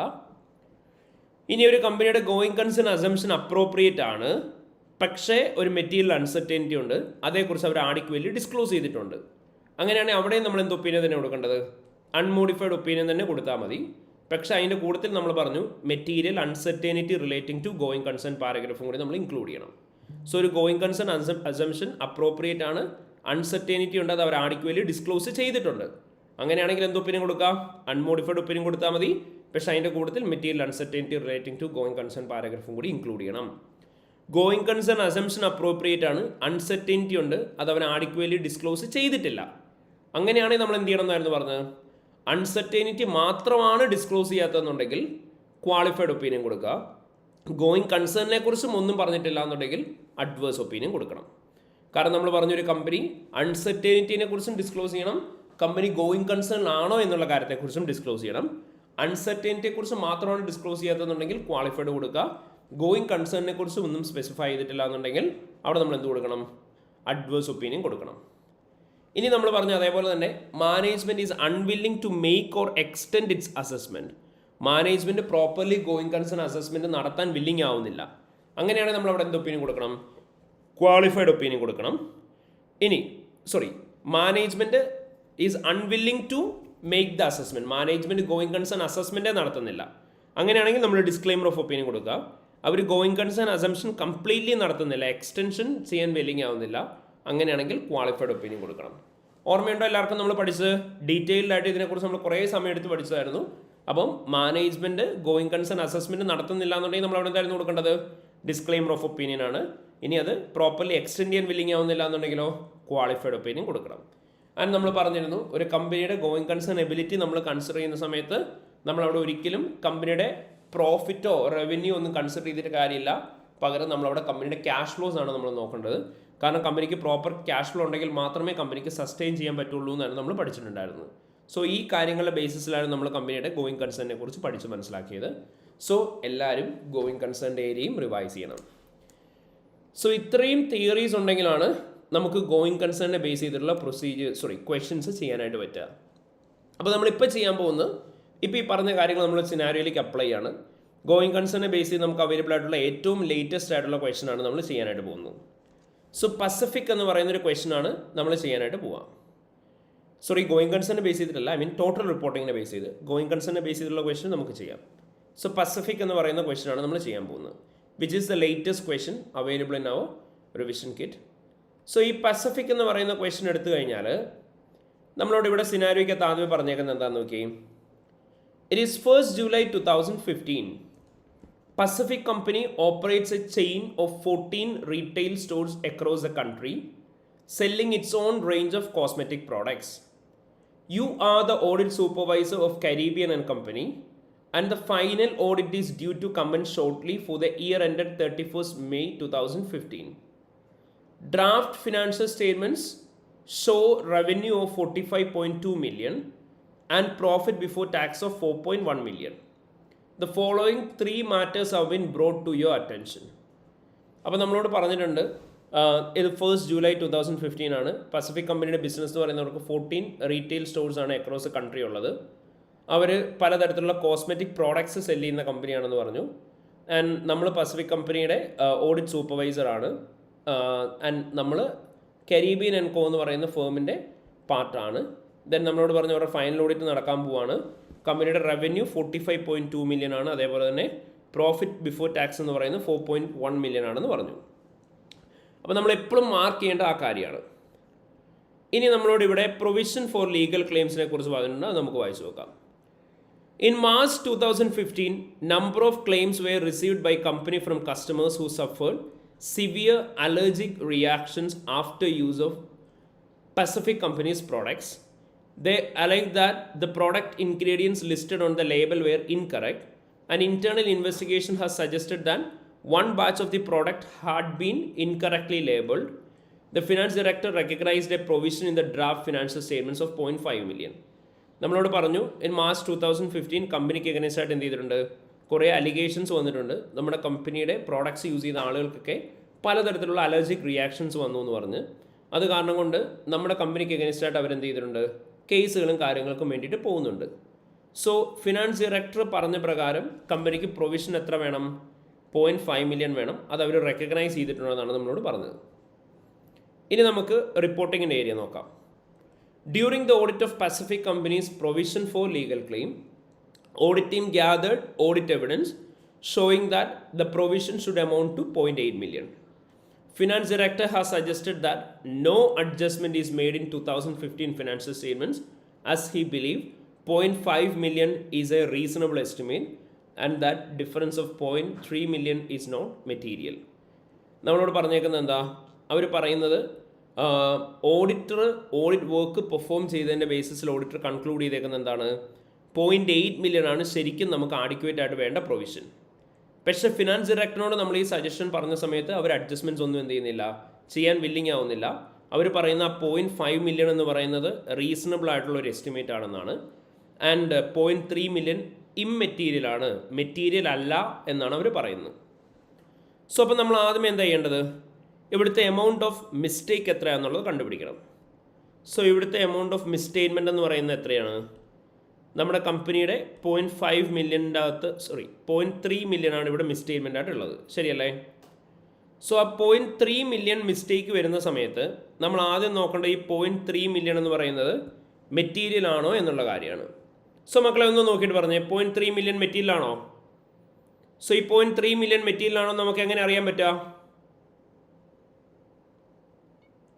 നമുക്ക് കമ്പനിയുടെ റവന്യൂവും തന്നിട്ടുണ്ട്, പ്രോഫിറ്റ് ബിഫോർ ടാക്സും തന്നിട്ടുണ്ട്, ശരിയല്ലേ? സോ നമുക്കിവിടെ എന്താ ചെയ്യാൻ പറ്റുക? ഈ തന്നേക്കുന്ന പ്രോഫിറ്റ് ബിഫോർ ടാക്സിൻ്റെ ബേസിസിൽ മെറ്റീരിയലാണോ നോക്കാം, ശരിയല്ലേ? അപ്പോൾ എന്ത് ചെയ്യുക? 0.3 മില്യൺ ഡിവൈഡഡ് ബൈ എത്ര ചെയ്യണം? കമ്പനിയുടെ പ്രോഫിറ്റ് എന്ന് പറയുന്നത് എത്രയാ? 4.1 ആണ്. ഇൻറ്റു 100 ചെയ്യുക.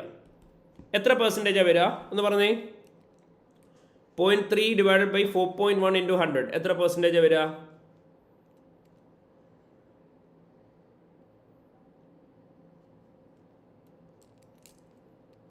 എല്ലാവരും ഒന്ന് ചാറ്റിലിട്ടെ മക്കളെ. എത്ര പെർസെൻറ്റേജ് വരിക?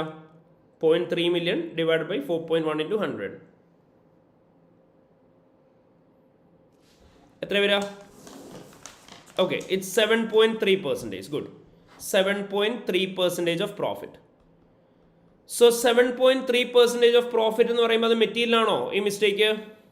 ആണോ? അതെ. കാരണം എന്താ? നമ്മൾ കുറച്ച് മുന്നേ പറഞ്ഞാണ് മെറ്റീരിയാലിറ്റി പ്രോഫിറ്റിൻ്റെ ബേസിസ് നോക്കുമ്പോൾ 5% മേലെയാണ് മിസ്റ്റേക്ക് എന്നുണ്ടെങ്കിൽ അതെന്തായിരിക്കും? മെറ്റീരിയലാണ്. ഇവിടെ 7.3% ഉണ്ട്. അതുകൊണ്ട് തന്നെ ഓട്ടോമാറ്റിക്കലി എമൗണ്ട് എന്താണ്? മെറ്റീരിയലാണ്. ഇനി ഈ എമൗണ്ട് പെർവേസീവ് ആണോ? ഈ എമൗണ്ട് ഓഫ് മിസ്റ്റേക്ക് ആയ 0.3 മില്യൺ പെർവേസീവ് ആണോ?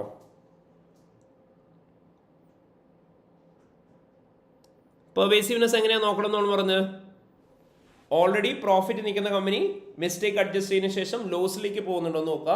അല്ലെങ്കിൽ ഓൾറെഡി ലോസിൽ നിൽക്കുന്ന കമ്പനി മിസ്റ്റേക്ക് അഡ്ജസ്റ്റ് ചെയ്തതിനു ശേഷം പ്രോഫിറ്റിലേക്ക് വരുന്നുണ്ടോ എന്ന് നോക്കുക. ഈ കമ്പനി പ്രോഫിറ്റിലാണോ ലോസിലാണോ? There in a position of having profit of 4.1 million. അപ്പോൾ കമ്പനി ലോസിലേക്ക് പോവോ? 4.1 മില്യൺ 41 ലാഖിൻ്റെ അന്ന് 3 ലാഖ് കുറച്ച് കഴിഞ്ഞാൽ കമ്പനി ലോസിലേക്ക് പോവോ? ഇല്ല. Company will still remain in the profit, അല്ലേ? അങ്ങനെയാണ് ഇവിടുത്തെ എമൗണ്ട് ഓഫ് മിസ്റ്റേക്ക് എന്ന് പറഞ്ഞാൽ എന്തായിരിക്കും? It will be material but not pervasive. ശരിയല്ലേ? മിസ്റ്റേക്ക് എന്താണ്? മെറ്റീരിയൽ ആണ്, പക്ഷെ പെർവേസീവ് അല്ല. ആൻഡ് മിസ്റ്റേക്ക് മെറ്റീരിയൽ ആണ് പക്ഷെ പെർവേസീവ് അല്ല എന്നുള്ള സിറ്റുവേഷൻ വരുമ്പം ആ കേസിൽ നമ്മൾ എന്ത് ഒപ്പീനിയൻ കൊടുക്കണം എന്നാണ് പഠിച്ചിട്ടുള്ളത്? ഏത് ഒപ്പീനിയൻ ആയിരിക്കും ഇവിടെ കൊടുക്കേണ്ടി വരിക? ഏത് ഒപ്പീനിയൻ ആയിരിക്കും മക്കളെ? Mistake is material but not pervasive. Mistake is material but not pervasive. Good. We need to give a qualified opinion. ശരിയല്ലേ? ക്വാളിഫൈഡ് ഒപ്പീനിയൻ ആയിരിക്കും നമ്മൾ കൊടുക്കേണ്ടതായിട്ട് വരിക. സോ ഇങ്ങനെയാണ് നമ്മൾ ഏത് ഒപ്പീനിയനാണ് ഒരു സിനാരിയോയിൽ ആൻസർ ആയിട്ട് പ്രൊവൈഡ് ചെയ്യേണ്ടതെന്നുള്ള കാര്യം ഫൈൻഡ് ഔട്ട് ചെയ്യുന്നുണ്ടാവുക. ക്ലിയർ ആണോ എല്ലാവർക്കും? മനസ്സിലായി മക്കളെ പ്രോപ്പർലി എങ്ങനെ ഒപ്പീനിയൻ എക്സ്പ്രസ് ചെയ്യേണ്ടതെന്നുള്ള കാര്യം? ഓക്കെ. ഇനി നമ്മുടെ റിപ്പോർട്ടിങ്ങിൻ്റെ ആൻസേഴ്സ് ചോദിക്കുന്ന സമയത്ത് നമ്മളവിടെ എന്താ മെയിൻലി ചെയ്യേണ്ടതെന്ന് ചോദിച്ചാൽ, ആദ്യമേ നിങ്ങൾ ഐഡൻറ്റിഫൈ ചെയ്യുക ആ സിനാരിയോയിൽ പറഞ്ഞേക്കുന്ന ഫാക്റ്റ് എന്താണോ ആ ഫാക്റ്റ് എന്താണെന്നുള്ള കാര്യം. അതായത് സിനാരിയോയിൽ പറഞ്ഞേക്കുന്നത് എന്താണെന്ന് നോക്കുക. രണ്ടാമതായിട്ട് നിങ്ങൾ ചെയ്യേണ്ടത് എന്താണെന്ന് ചോദിച്ചാൽ അവിടുത്തെ അക്കൗണ്ടിങ് ട്രീറ്റ്മെൻറ്റ് എന്താണ് വേണ്ടതെന്ന് നോക്കുക. മൂന്നാമതായിട്ട് അവിടുത്തെ മിസ്റ്റേറ്റ്മെൻറ്റ് എന്താണെന്നുള്ള കാര്യം പറയുക. നാലാമതായിട്ട് ആ മിസ്റ്റേക്ക് മെറ്റീരിയൽ ആണോ എന്നുള്ള കാര്യം പറയണം. അഞ്ചാമതായിട്ട് ആ മിസ്റ്റേക്ക് പെർവേസീവ് ആണോ എന്നുള്ള കാര്യം പറയുക. ആറാമതായിട്ട് നിങ്ങൾക്ക് എക്സ്പ്രസ് ചെയ്യാൻ പറ്റുന്ന ഒപ്പീനിയൻ എന്താണോ ആ നിങ്ങളുടെ ഒപ്പീനിയൻ എന്താണെന്നുള്ള കാര്യം പറയണം. ഏഴാമതായിട്ട് എന്ത് ചെയ്യണം? ബേസിസ് ഓഫ് ഒപ്പീനിയൻ, എന്തിൻ്റെ ബേസിസിലാണ് ഒപ്പീനിയൻ കൊടുത്തതെന്ന് കൂടി മെൻഷൻ ചെയ്യാൻ പറയാം. സോ റിപ്പോർട്ടിങ്ങിന് ആൻസേഴ്സിനകത്ത് മെയിൻലി ഇത്രയും കോണ്ടന്റ് ആണ് വേണ്ടത്. സോ ആ സിനാരിക്കത്തിൽ ഇഷ്യൂ എന്താണ്, ആ ഫാക്ട് എന്താണെന്നുള്ള ഐഡൻറ്റിഫൈ ചെയ്യുക. അവിടെ നമുക്ക് വേണ്ട അക്കൗണ്ടിങ് ട്രീറ്റ്മെൻറ്റ് എന്താണോ അതെന്താണെന്നുള്ള ക്ലിയർലി മെൻഷൻ ചെയ്യണം. അവിടെ ആ മിസ്റ്റേക്ക് മെറ്റീരിയൽ ആണോ എന്നുള്ള കാര്യം പറയണം. അതേപോലെ തന്നെ പെർവേസീവ് ആണോ എന്ന് പറയുക, ഒപ്പീനിയൻ പറയുക, ബേസിസ് ഓഫ് ഒപ്പീനിയൻ പറയുക. സോ ഇത്രയും കാര്യങ്ങളാണ് മെയിൻലി നിങ്ങളുടെ ആൻസറിൻ്റെ അകത്ത് ഇൻക്ലൂഡ് ചെയ്യേണ്ടത്. അപ്പോൾ ഈ സിനാരിക്കകത്തെ ഫാക്ട് എന്ന് പറഞ്ഞാൽ എന്തായിരിക്കും?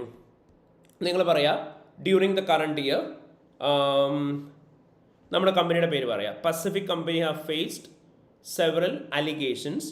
Number of customers have raised issues against the company after using companies products. The finance director has recognized a provision of 0.5 million. However, the audit fieldwork has recognized that required provision is 0.8 million. അപ്പോൾ ഇതാണ് നമ്മുടെ issue സിനാരിക്കകത്തുള്ളത്. ഇനി accounting treatment പറയാം. As per IAS 37 provision contingent liabilities and contingent asset, a company should have created adequate provision for the probable future cash out flow. Misstatement പറയാം. However, since the company have not recognized adequate provision, the amount of provision is understated and profit of the company is overstated. ഇനി materiality പറയാം.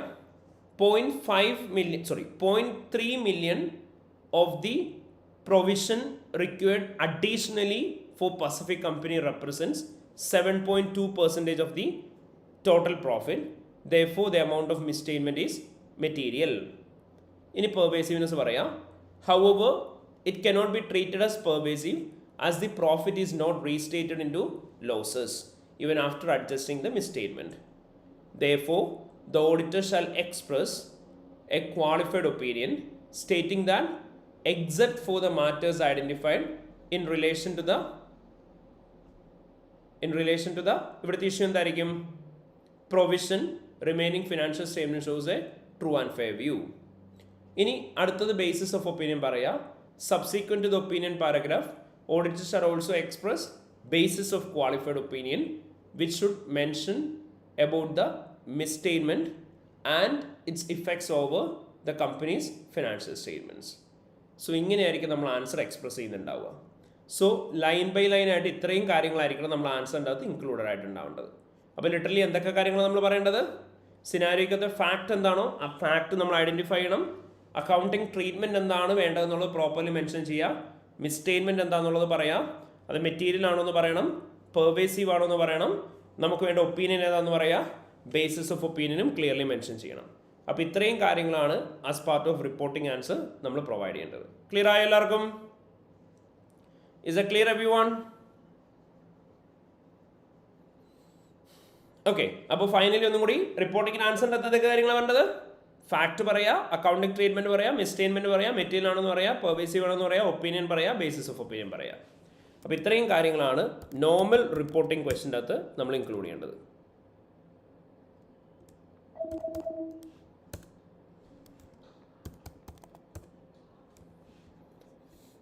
ഇനി നമ്മൾ Jasmine എന്ന് പറയുന്ന ഒരു question ആണ് quickly നോക്കാൻ പോകുന്നത്.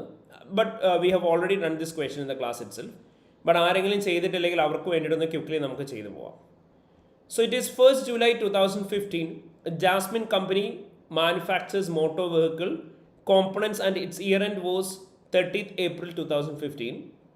You are the audit supervisor of Peppermint Company. The final audit is due to commence shortly. Total asset are 43.2 million and profit before tax is 7.2 million. Following matters have been brought to your attention.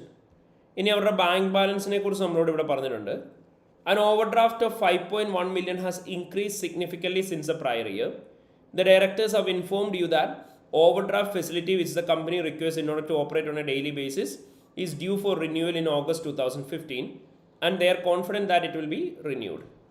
അപ്പോൾ നമ്മളോട് പറഞ്ഞു Jasmine company എന്ന് പറയുന്ന കമ്പനിക്ക് ഒരു overdraft facility ഉണ്ട്. അത് കഴിഞ്ഞ വർഷത്തെ വെച്ച് നോക്കി ഈ പ്രാവശ്യം എന്തായി ഭയങ്കരമായിട്ട് സിഗ്നിഫിക്കൻ്റ്ലി കൂടിയിട്ടുണ്ടെന്ന് പറഞ്ഞു.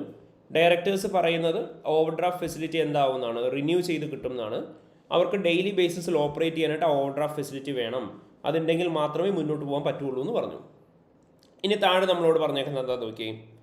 During the final audit finance director has informed the audit team that Jasmine Company's bankers will not make a decision on the renewal of overdraft facility until after the auditor's report is signed.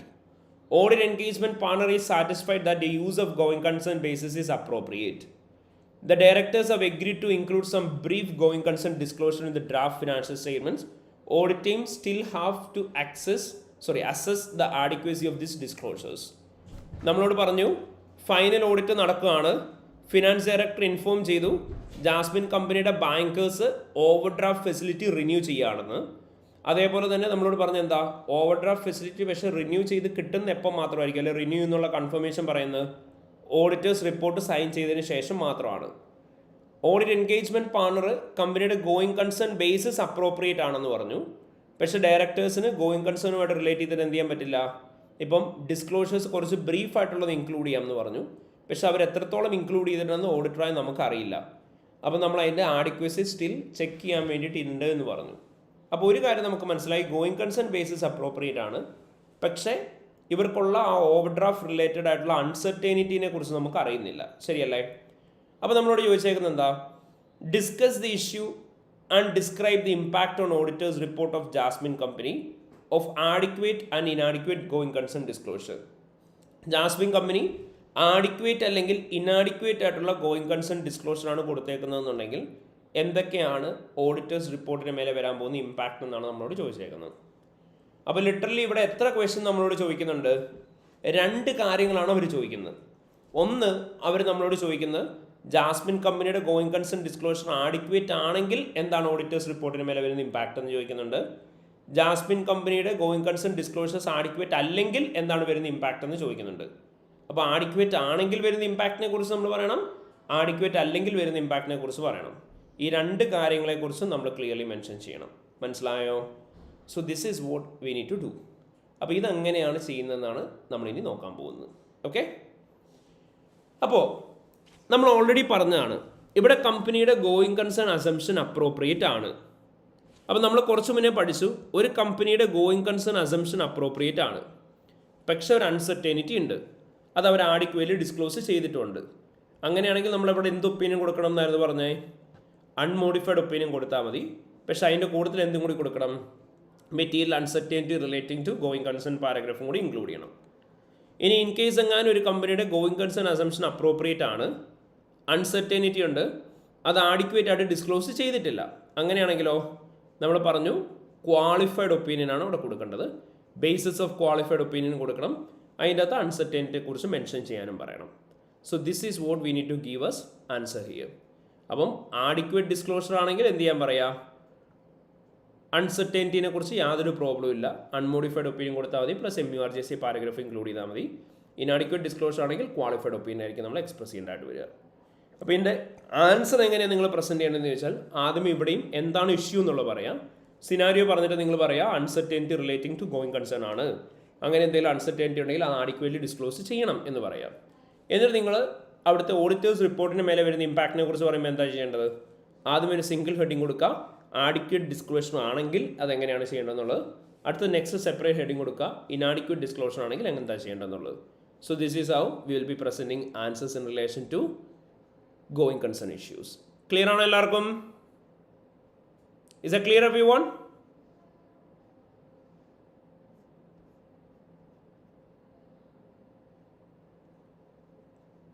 Okay, so അപ്പോൾ mainly important ആയിട്ട് നമുക്ക് ഈ 2 കാര്യങ്ങളാണ് reporting related ആയിട്ട് revise ചെയ്യാനായിട്ടുള്ളത്. So I believe the reporting area is clear.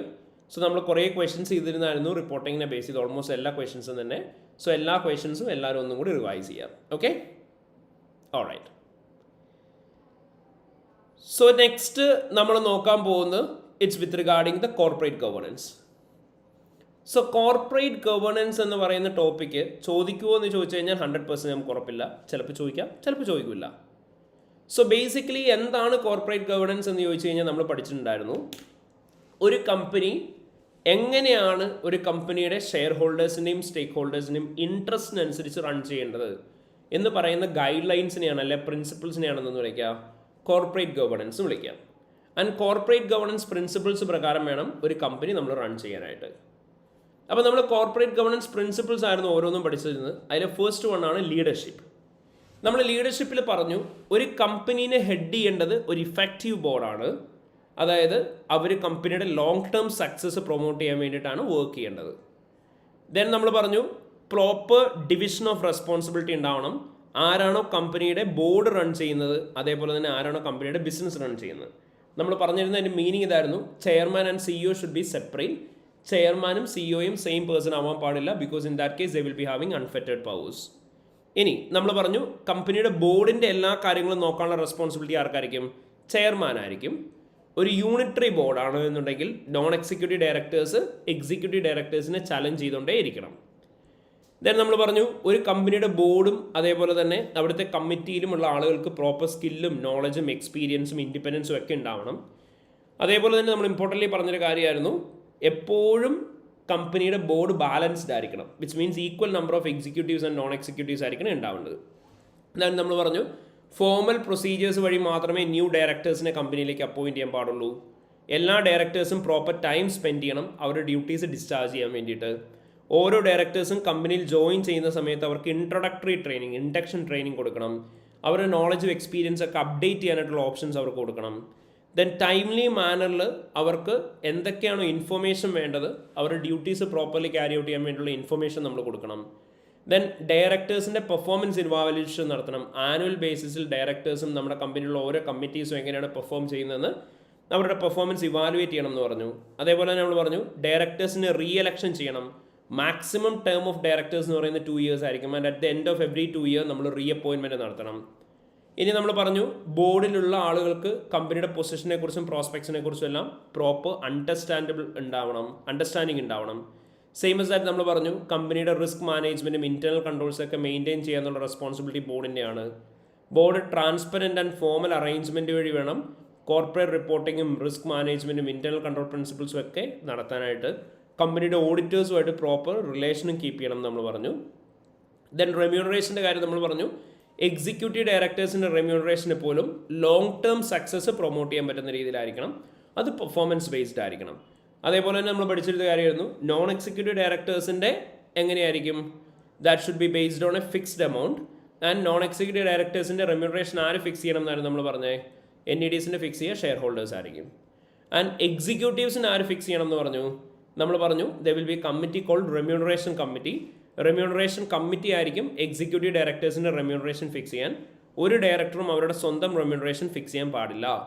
അതേപോലെ തന്നെ നമ്മൾ പറഞ്ഞു റെമ്യൂണറേഷൻ കമ്മിറ്റിക്കകത്തും 100% അതുകൊണ്ട് തന്നെ എന്തായിരിക്കും നോൺ എക്സിക്യൂട്ടീവ് ഡയറക്ടേഴ്സ് ആയിരിക്കും. ഇനി നമ്മൾ ഇമ്പോർട്ടൻ്റ്ലി പറഞ്ഞൊരു കാര്യമായിരുന്നു റിലേഷൻ വിത്ത് ഷെയർ ഹോൾഡേഴ്സ്. നമ്മുടെ കമ്പനിയുടെ എക്സിക്യൂട്ടീവ് ഡയറക്ടേഴ്സിൻ്റെയും ചെയർമാൻ്റെയും നോൺ എക്സിക്യൂട്ടീവ് ഡയറക്ടേഴ്സിൻ്റെയും അതായത് ഹോൾ ബോർഡ് ഓഫ് ഡയറക്ടേഴ്സിൻ്റെ ഡ്യൂട്ടിയാണ് നമ്മുടെ കമ്പനിയുടെ ഷെയർ ഹോൾഡേഴ്സുമായിട്ട് സാറ്റിസ്ഫാക്ടറി കമ്മ്യൂണിക്കേഷൻ നടത്തുക എന്നുള്ളത്. അത് ചെയർമാൻ്റെ മാത്രം ഡ്യൂട്ടി അല്ല, ഹോൾ ബോർഡ് ഓഫ് ഡയറക്ടേഴ്സ് എന്ത് ചെയ്തിട്ടുണ്ടാവണം, റെസ്പോൺസിബിൾ ആയിരിക്കണം. എന്തൊക്കെ ഡ്യൂട്ടീസ് ആണോ പാസ് ചെയ്യേണ്ടത് ആ ഡ്യൂട്ടീസ് ഓരോന്നും പ്രോപ്പർലി പാസ് ചെയ്യാൻ വേണ്ടിയിട്ട്. അതേപോലെ തന്നെ നമ്മൾ പറഞ്ഞു അവർ പ്രോപ്പർ ആനുവൽ ജനറൽ മീറ്റിംഗ് നടത്തണം എല്ലാ വർഷവും. ആനുവൽ ജനറൽ മീറ്റിങ്ങിൻ്റെ സമയത്ത് ഇൻവെസ്റ്റേഴ്സും അതേപോലെ തന്നെ ഇവരെ എല്ലാവരെയും മാക്സിമം നമ്മൾ പ്രൊമോട്ട് ചെയ്യണം പാർട്ടിസിപ്പേറ്റ് ചെയ്യാൻ വേണ്ടിയിട്ട്. ആൻഡ് അവരെ എൻകറേജ് ചെയ്ത് പാർട്ടിസിപ്പേറ്റ് ചെയ്യിച്ച് അവർക്ക് എന്തൊക്കെ കാര്യങ്ങൾ നമുക്ക് പാസ് ചെയ്ത് കൊടുക്കാൻ പറ്റുമോ എല്ലാ ഇൻഫോർമേഷൻസും പ്രോപ്പർലി പാസ് ചെയ്ത് കൊടുക്കണം. സോ ഈ കാര്യങ്ങളായിരുന്നു ഏറ്റവും ബേസിക് ആയിട്ട് നമ്മൾ പഠിച്ചിട്ടുണ്ടായിരുന്നു. ഇനി ഇതിന് പുറമെ നമ്മൾ പറഞ്ഞു നമ്മുടെ കമ്പനിയുടെ കോർപ്പറേറ്റ് ഗവർണൻസ് റെഗുലേഷൻ പ്രകാരം നമ്മളൊരു പ്രോപ്പർ ആയിട്ടുള്ള ഓഡിറ്റ് കമ്മിറ്റി ഫോം ചെയ്യണം. ആൻഡ് ഓഡിറ്റ് കമ്മിറ്റി എന്ന് പറഞ്ഞു കഴിഞ്ഞിട്ടുണ്ടെങ്കിൽ ഓഡിറ്റ് കമ്മിറ്റിയുടെ റെസ്പോൺസിബിലിറ്റി ആയിരിക്കും എന്തൊക്കെ കാര്യങ്ങളാണോ ബോർഡുമായിട്ട് കമ്മ്യൂണിക്കേറ്റ് ചെയ്യാനായിട്ടുള്ളത്, ഓഡിറ്റ് റിലേറ്റഡ് ആയിട്ടുള്ള കാര്യങ്ങൾ ബോർഡുമായിട്ട് കമ്മ്യൂണിക്കേറ്റ് ചെയ്യുക എന്നുള്ളത്.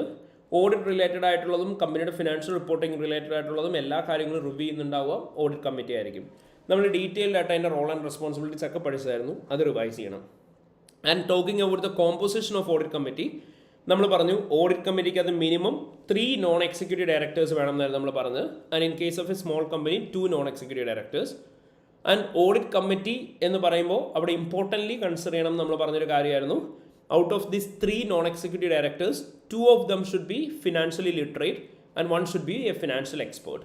ഒരാൾ ഫിനാൻഷ്യലി എക്സ്പേർട്ട് ആയിരിക്കണം, ബാക്കി 2 പേരും എന്തായിരിക്കണം ഫിനാൻഷ്യലി ലിറ്ററേറ്റ് ആയിരിക്കണം. So this is what we need to consider with regarding the Rolls of audit committee. So ഈ ഓരോ കാര്യങ്ങളും പ്രോപ്പർലി നോക്കി വെക്കുക എല്ലാവരും. Okay, alright.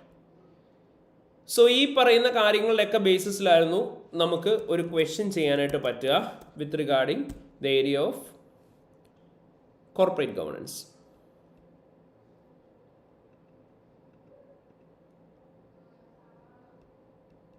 Just a moment, we'll do a question now.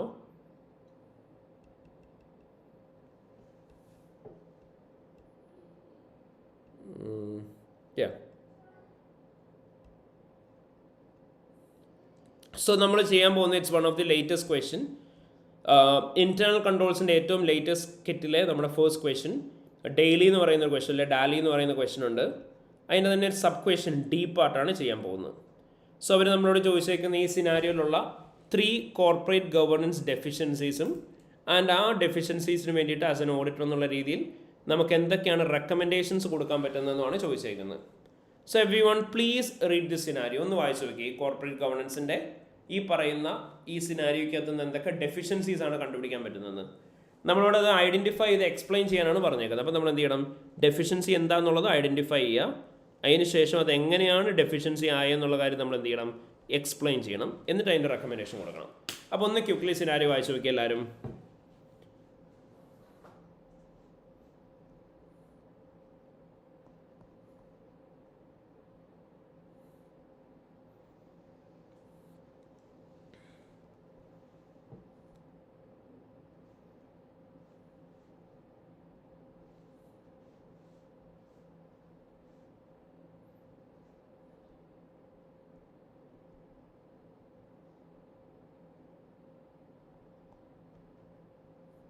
എല്ലാവരും വായിച്ചു നോക്കണേ.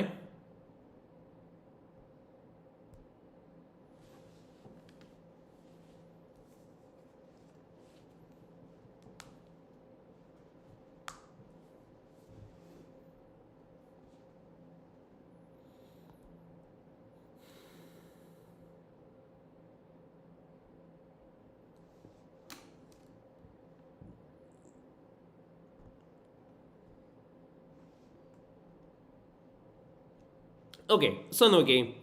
During the year, the chair of Daily Company resigned due to his other commitments, and Fred Johnson, who is chief executive of the company, took over this role.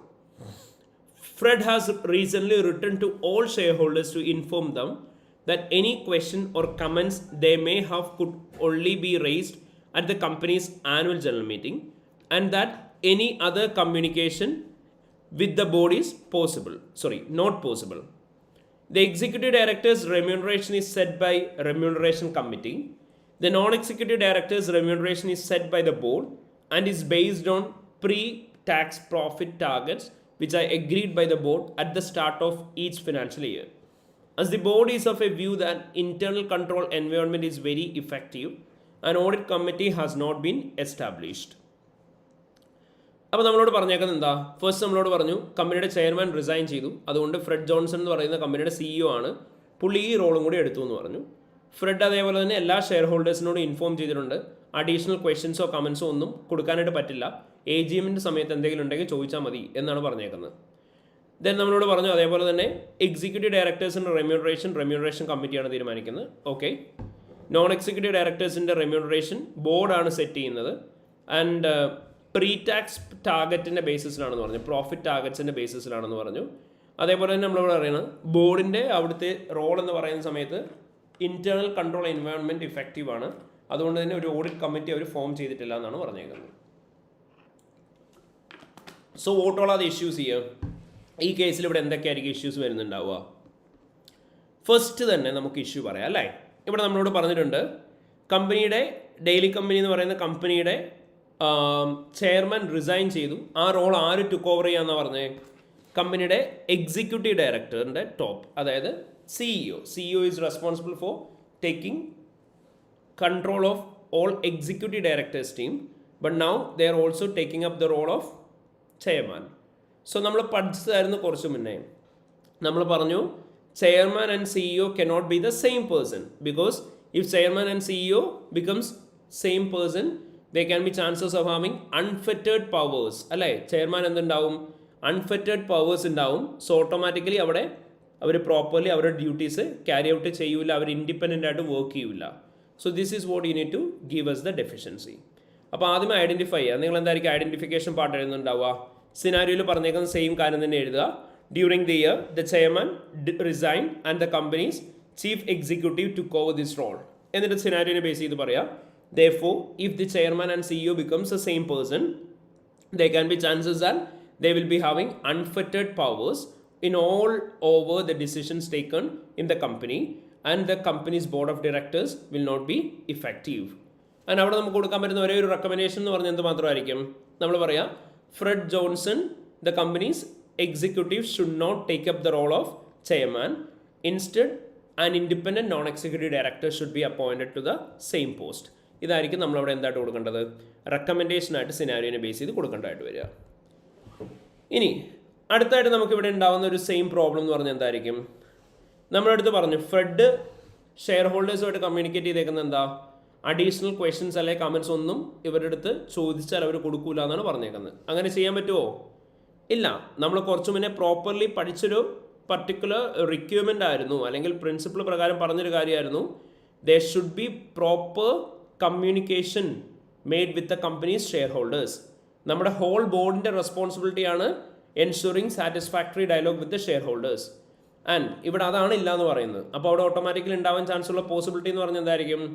They can be chances and the company's board might not be running the company's activities in accordance with the interest of the company's shareholders, and the shareholders will not be able to get an overall position about the company's financials. അപ്പോൾ automatically അവിടെ എന്ത് സംഭവിക്കും? ഇവരുടെ മേലെ control ഉണ്ടാവില്ല. So അവിടെ പ്രോപ്പറായിട്ട് executive ഡയറക്ടേഴ്സിൻ്റെയും നോൺ എക്സിക്യൂട്ടീവ് ഡയറക്ടേഴ്സിൻ്റെയും ടീം വർക്ക് ചെയ്യുന്നുണ്ടാവില്ല. സോ ഇതാണ് നമുക്ക് അവിടെ പറയാനായിട്ടുള്ള ഇഷ്യൂ. അപ്പോൾ അവിടെ നമുക്ക് എങ്ങനെയായിരിക്കും ഇതിനെ ഡെഫിഷ്യൻസി ആയിട്ട് പറയാനായിട്ട് പറ്റുക? നിങ്ങൾ പറയാം the company's board is not following proper communication with the companies shareholders. ഇനി അവിടെ അപ്പോൾ എന്തായിരിക്കും ഇഷ്യൂ എന്നുള്ളത് പറയാം. അപ്പോൾ എന്ത് പറയാം?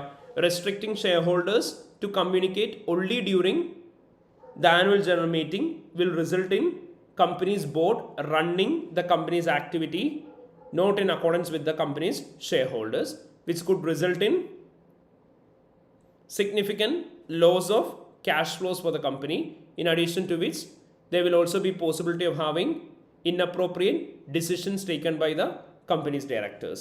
So ഇതായിരിക്കും നമ്മളവിടെ ഡെഫിഷ്യൻസി ആയിട്ട് പറയുന്നുണ്ടാവുക. ആൻഡ് അവിടെ കൊടുക്കാൻ പറ്റുന്ന റെക്കമെൻഡേഷൻ എന്തായിരിക്കും? നമ്മളവിടെ സെയിം കാര്യം തന്നെ പറയാം.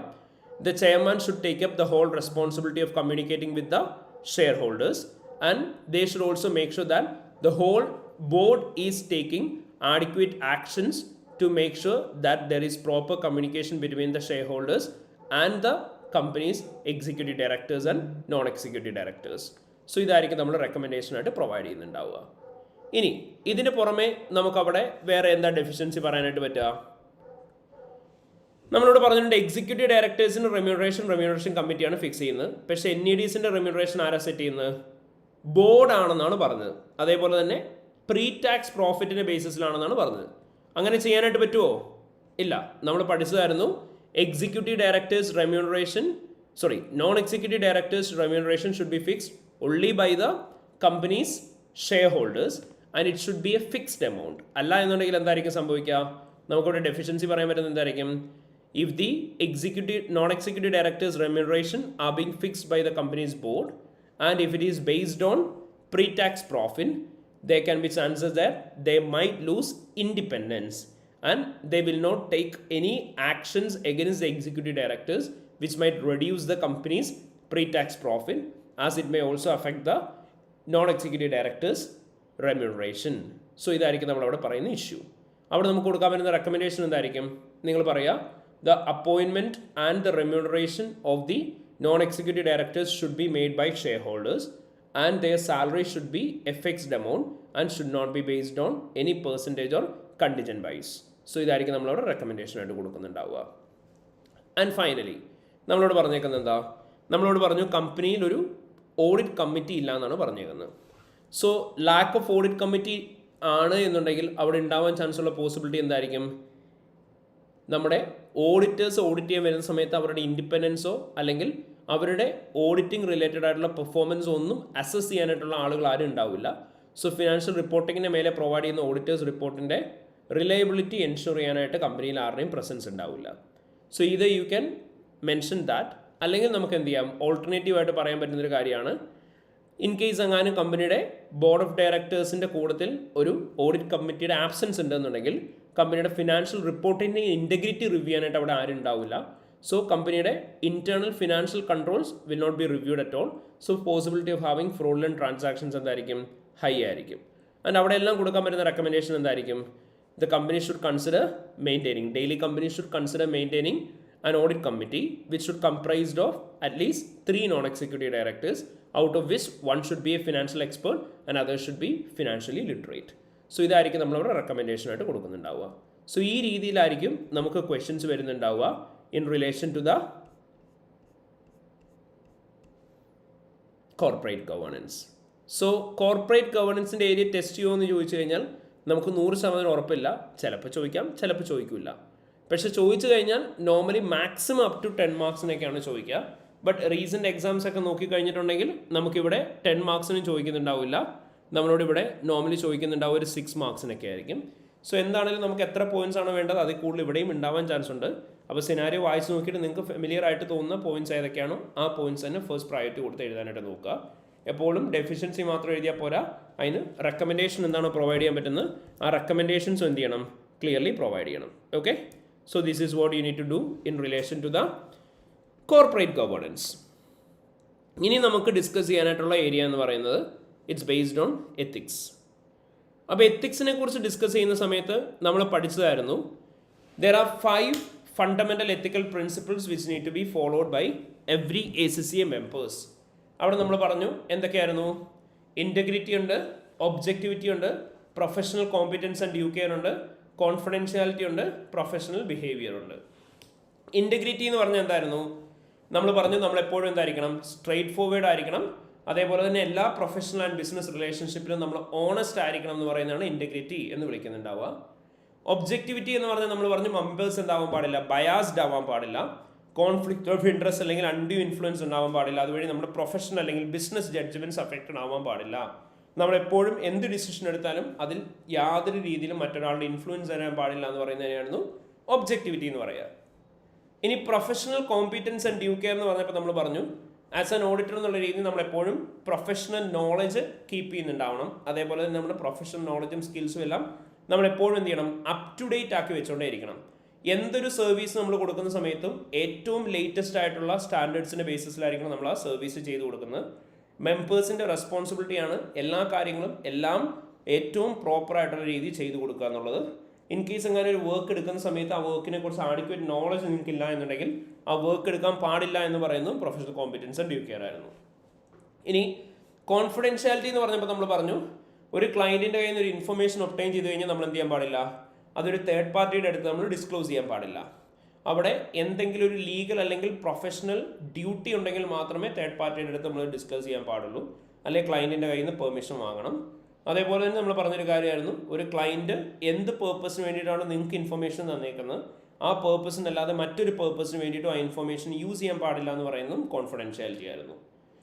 ഇനി പ്രൊഫഷണൽ ബിഹേവിയർ എന്ന് പറഞ്ഞാൽ നമ്മൾ പറഞ്ഞു നമ്മുടെ പ്രൊഫഷണൽ ബോഡീനെ ഡിസ്ക്രെഡിറ്റ് ചെയ്യുന്ന രീതിയിലുള്ള ഒരു കാര്യങ്ങളും നമ്മൾ ചെയ്യാൻ പാടില്ല എന്ന് പറയുന്നതാണ് പ്രൊഫഷണൽ ബിഹേവിയർ. ഇനി നമ്മൾ പറഞ്ഞു നമ്മുടെ പ്രൊഫഷണൽ എത്തിക്സിന് എഗനിസ്റ്റ് ആയിട്ട് പലതരത്തിലുള്ള ത്രെഡ്സ് ഉണ്ടാവും. അങ്ങനെ ഉണ്ടാവുന്ന ത്രെഡ്സിനെയാണ് നമ്മൾ പറഞ്ഞത് self interest thread, self review thread, advocacy, familiarity, intimidation. ഇങ്ങനെ 5 എത്തിക്കൽ ത്രെഡ്സ് ഉണ്ടാവുന്നതായിരുന്നു നമ്മൾ പറഞ്ഞു. സെൽഫ് ഇൻട്രസ്റ്റ് ത്രെഡ് എന്ന് പറയുമ്പോൾ ഞാൻ പറഞ്ഞു എൻ്റെ ഒരു ഫാമിലി അല്ലെങ്കിൽ പേഴ്സണൽ റിലേഷൻഷിപ്പിലുള്ള ആരെങ്കിലും ക്ലയൻറ്റ് കമ്പനി വർക്ക് ചെയ്യാണ്. അപ്പോൾ ഞാൻ എൻ്റെ പ്രൊഫഷണൽ ഇൻട്രസ്റ്റിനേക്കാളും കൂടുതൽ എൻ്റെ പേഴ്സണൽ ഇൻട്രസ്റ്റിന് ഇമ്പോർട്ടൻസ് കൊടുക്കുമ്പോഴാണ് സെൽഫ് ഇൻട്രസ്റ്റ് ത്രെഡ് കൊടുക്കുന്നത്. അപ്പോൾ ഫാമിലി അല്ലെങ്കിൽ പേഴ്സണൽ റിലേഷൻഷിപ്പിലുള്ള ആരെങ്കിലും ഉണ്ടെന്നുണ്ടെങ്കിൽ ഞാൻ മേ ബി അവരെ സപ്പോർട്ട് ചെയ്ത് അവർക്ക് ഫേവറബിൾ ആയിട്ടൊരു ഒപ്പീനിയൻ കൊടുക്കാം. ഒരു ഗിഫ്റ്റ് അല്ലെങ്കിൽ ഹോസ്പിറ്റാലിറ്റി സർവീസ് എന്തെങ്കിലും ക്ലയൻറ്റ് ഓഫർ ചെയ്ത് കഴിഞ്ഞാൽ അതിൻ്റെ വാല്യൂ ഇറ്റ് ഈസ് മെറ്റീരിയൽ അല്ലെങ്കിൽ അതൊരു സിഗ്നിഫിക്കൻ്റ് ആയിട്ടുള്ള വാല്യൂ ആണ്, നമ്മുടെ ഡിസിഷൻ അഫക്റ്റ് ചെയ്യാൻ ചാൻസ് ഉള്ളതാണെന്നുണ്ടെങ്കിൽ ഓട്ടോമാറ്റിക്കലി അവിടെ ത്രെട്ട് ഉണ്ടാവുമെന്ന് പറഞ്ഞു. നമുക്ക് കമ്പനി എന്തെങ്കിലും ലോൺ തന്നിട്ടുണ്ടെങ്കിൽ നമുക്ക് ഓട്ടോമാറ്റിക്കലി പേടി ഉണ്ടാവും അവർ ആ ലോണിൻ്റെ എമൗണ്ട് തിരിച്ചു ചോദിക്കുമോ എന്നുള്ളത്. ഓവർ ഡ്യൂ ഫീസ് ഉണ്ട്, അപ്പോൾ നമ്മൾ പറഞ്ഞു കഴിഞ്ഞ വർഷത്തെ ഫീസ് ഔട്ട്സ്റ്റാൻഡിംഗ് ആയിട്ട് നിൽക്കേണ്ടത് നമുക്ക് പേടി ഉണ്ടാവും, നമ്മൾ അവർക്ക് ഫേവറബിൾ അല്ലാത്തൊരു ഒപ്പീനിയൻ കൊടുത്തു കഴിഞ്ഞാൽ അവർ ഫീസ് കഴിഞ്ഞ വർഷത്തെ ഈ വർഷത്തെയും തരാതാവുമെന്ന്. ആ പേടിയുടെ പുറത്ത് നമ്മൾ അവർക്ക് ഫേവറബിൾ ആയിട്ടുള്ള ഒപ്പീനിയൻ കൊടുക്കും. പെർസെൻറ്റേജ് അല്ലെങ്കിൽ കണ്ടിജൻ ഫീസ് എന്ന് പറഞ്ഞപ്പോൾ നമ്മൾ പറഞ്ഞു നമ്മുടെ ഓഡിറ്റ് ഫീസ് എന്തെങ്കിലും ഒരു പെർസെൻറ്റേജിൻ്റെ ബേസിസിലാണ്.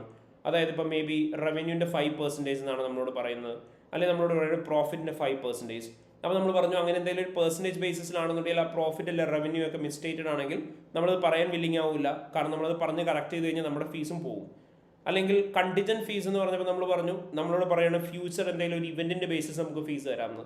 അപ്പോൾ അതും എന്തായിരിക്കും എന്ന് പറഞ്ഞു നമ്മൾ ആ ഒരു ഇവൻറ്റ് അച്ചീവ് ചെയ്യാൻ വേണ്ടിയിട്ട് കമ്പനിനെ ഹെൽപ്പ് ചെയ്യുന്ന രീതിയിലായിരിക്കും നമ്മൾ ഒപ്പീനിയൻ കൊടുക്കുക, കാരണം നമുക്ക് നല്ല റവന്യൂ കിട്ടാൻ വേണ്ടിയിട്ട്.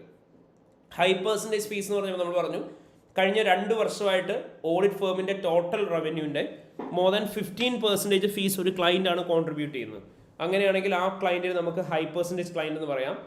ഇനി ലോ ബോളിംഗ് എന്ന് പറഞ്ഞപ്പോൾ നമ്മൾ പറഞ്ഞു കഴിഞ്ഞ ഓഡിറ്റ് വർഷങ്ങളിലെല്ലാം ഓഡിറ്റേഴ്സ് അല്ലെങ്കിൽ ഈ പ്രാവശ്യം ഓഡിറ്റേഴ്സ് എത്രയാണോ ജനറൽ ആയിട്ടൊരു ക്ലയൻറ്റിന് വേണ്ടിയിട്ട് ചാർജ് ചെയ്യാറ് അതിലും ഒരുപാട് ചാർജ് നമ്മൾ കുറച്ച് ചെയ്യും. എന്നാൽ അതിനനുസരിച്ച് ഓഡിറ്റിൻ്റെ ക്വാളിറ്റിയും റെഡ്യൂസ് ചെയ്യുന്നതിനെയാണ് ലോ ബോളിംഗ് എന്ന് വിളിക്കുക.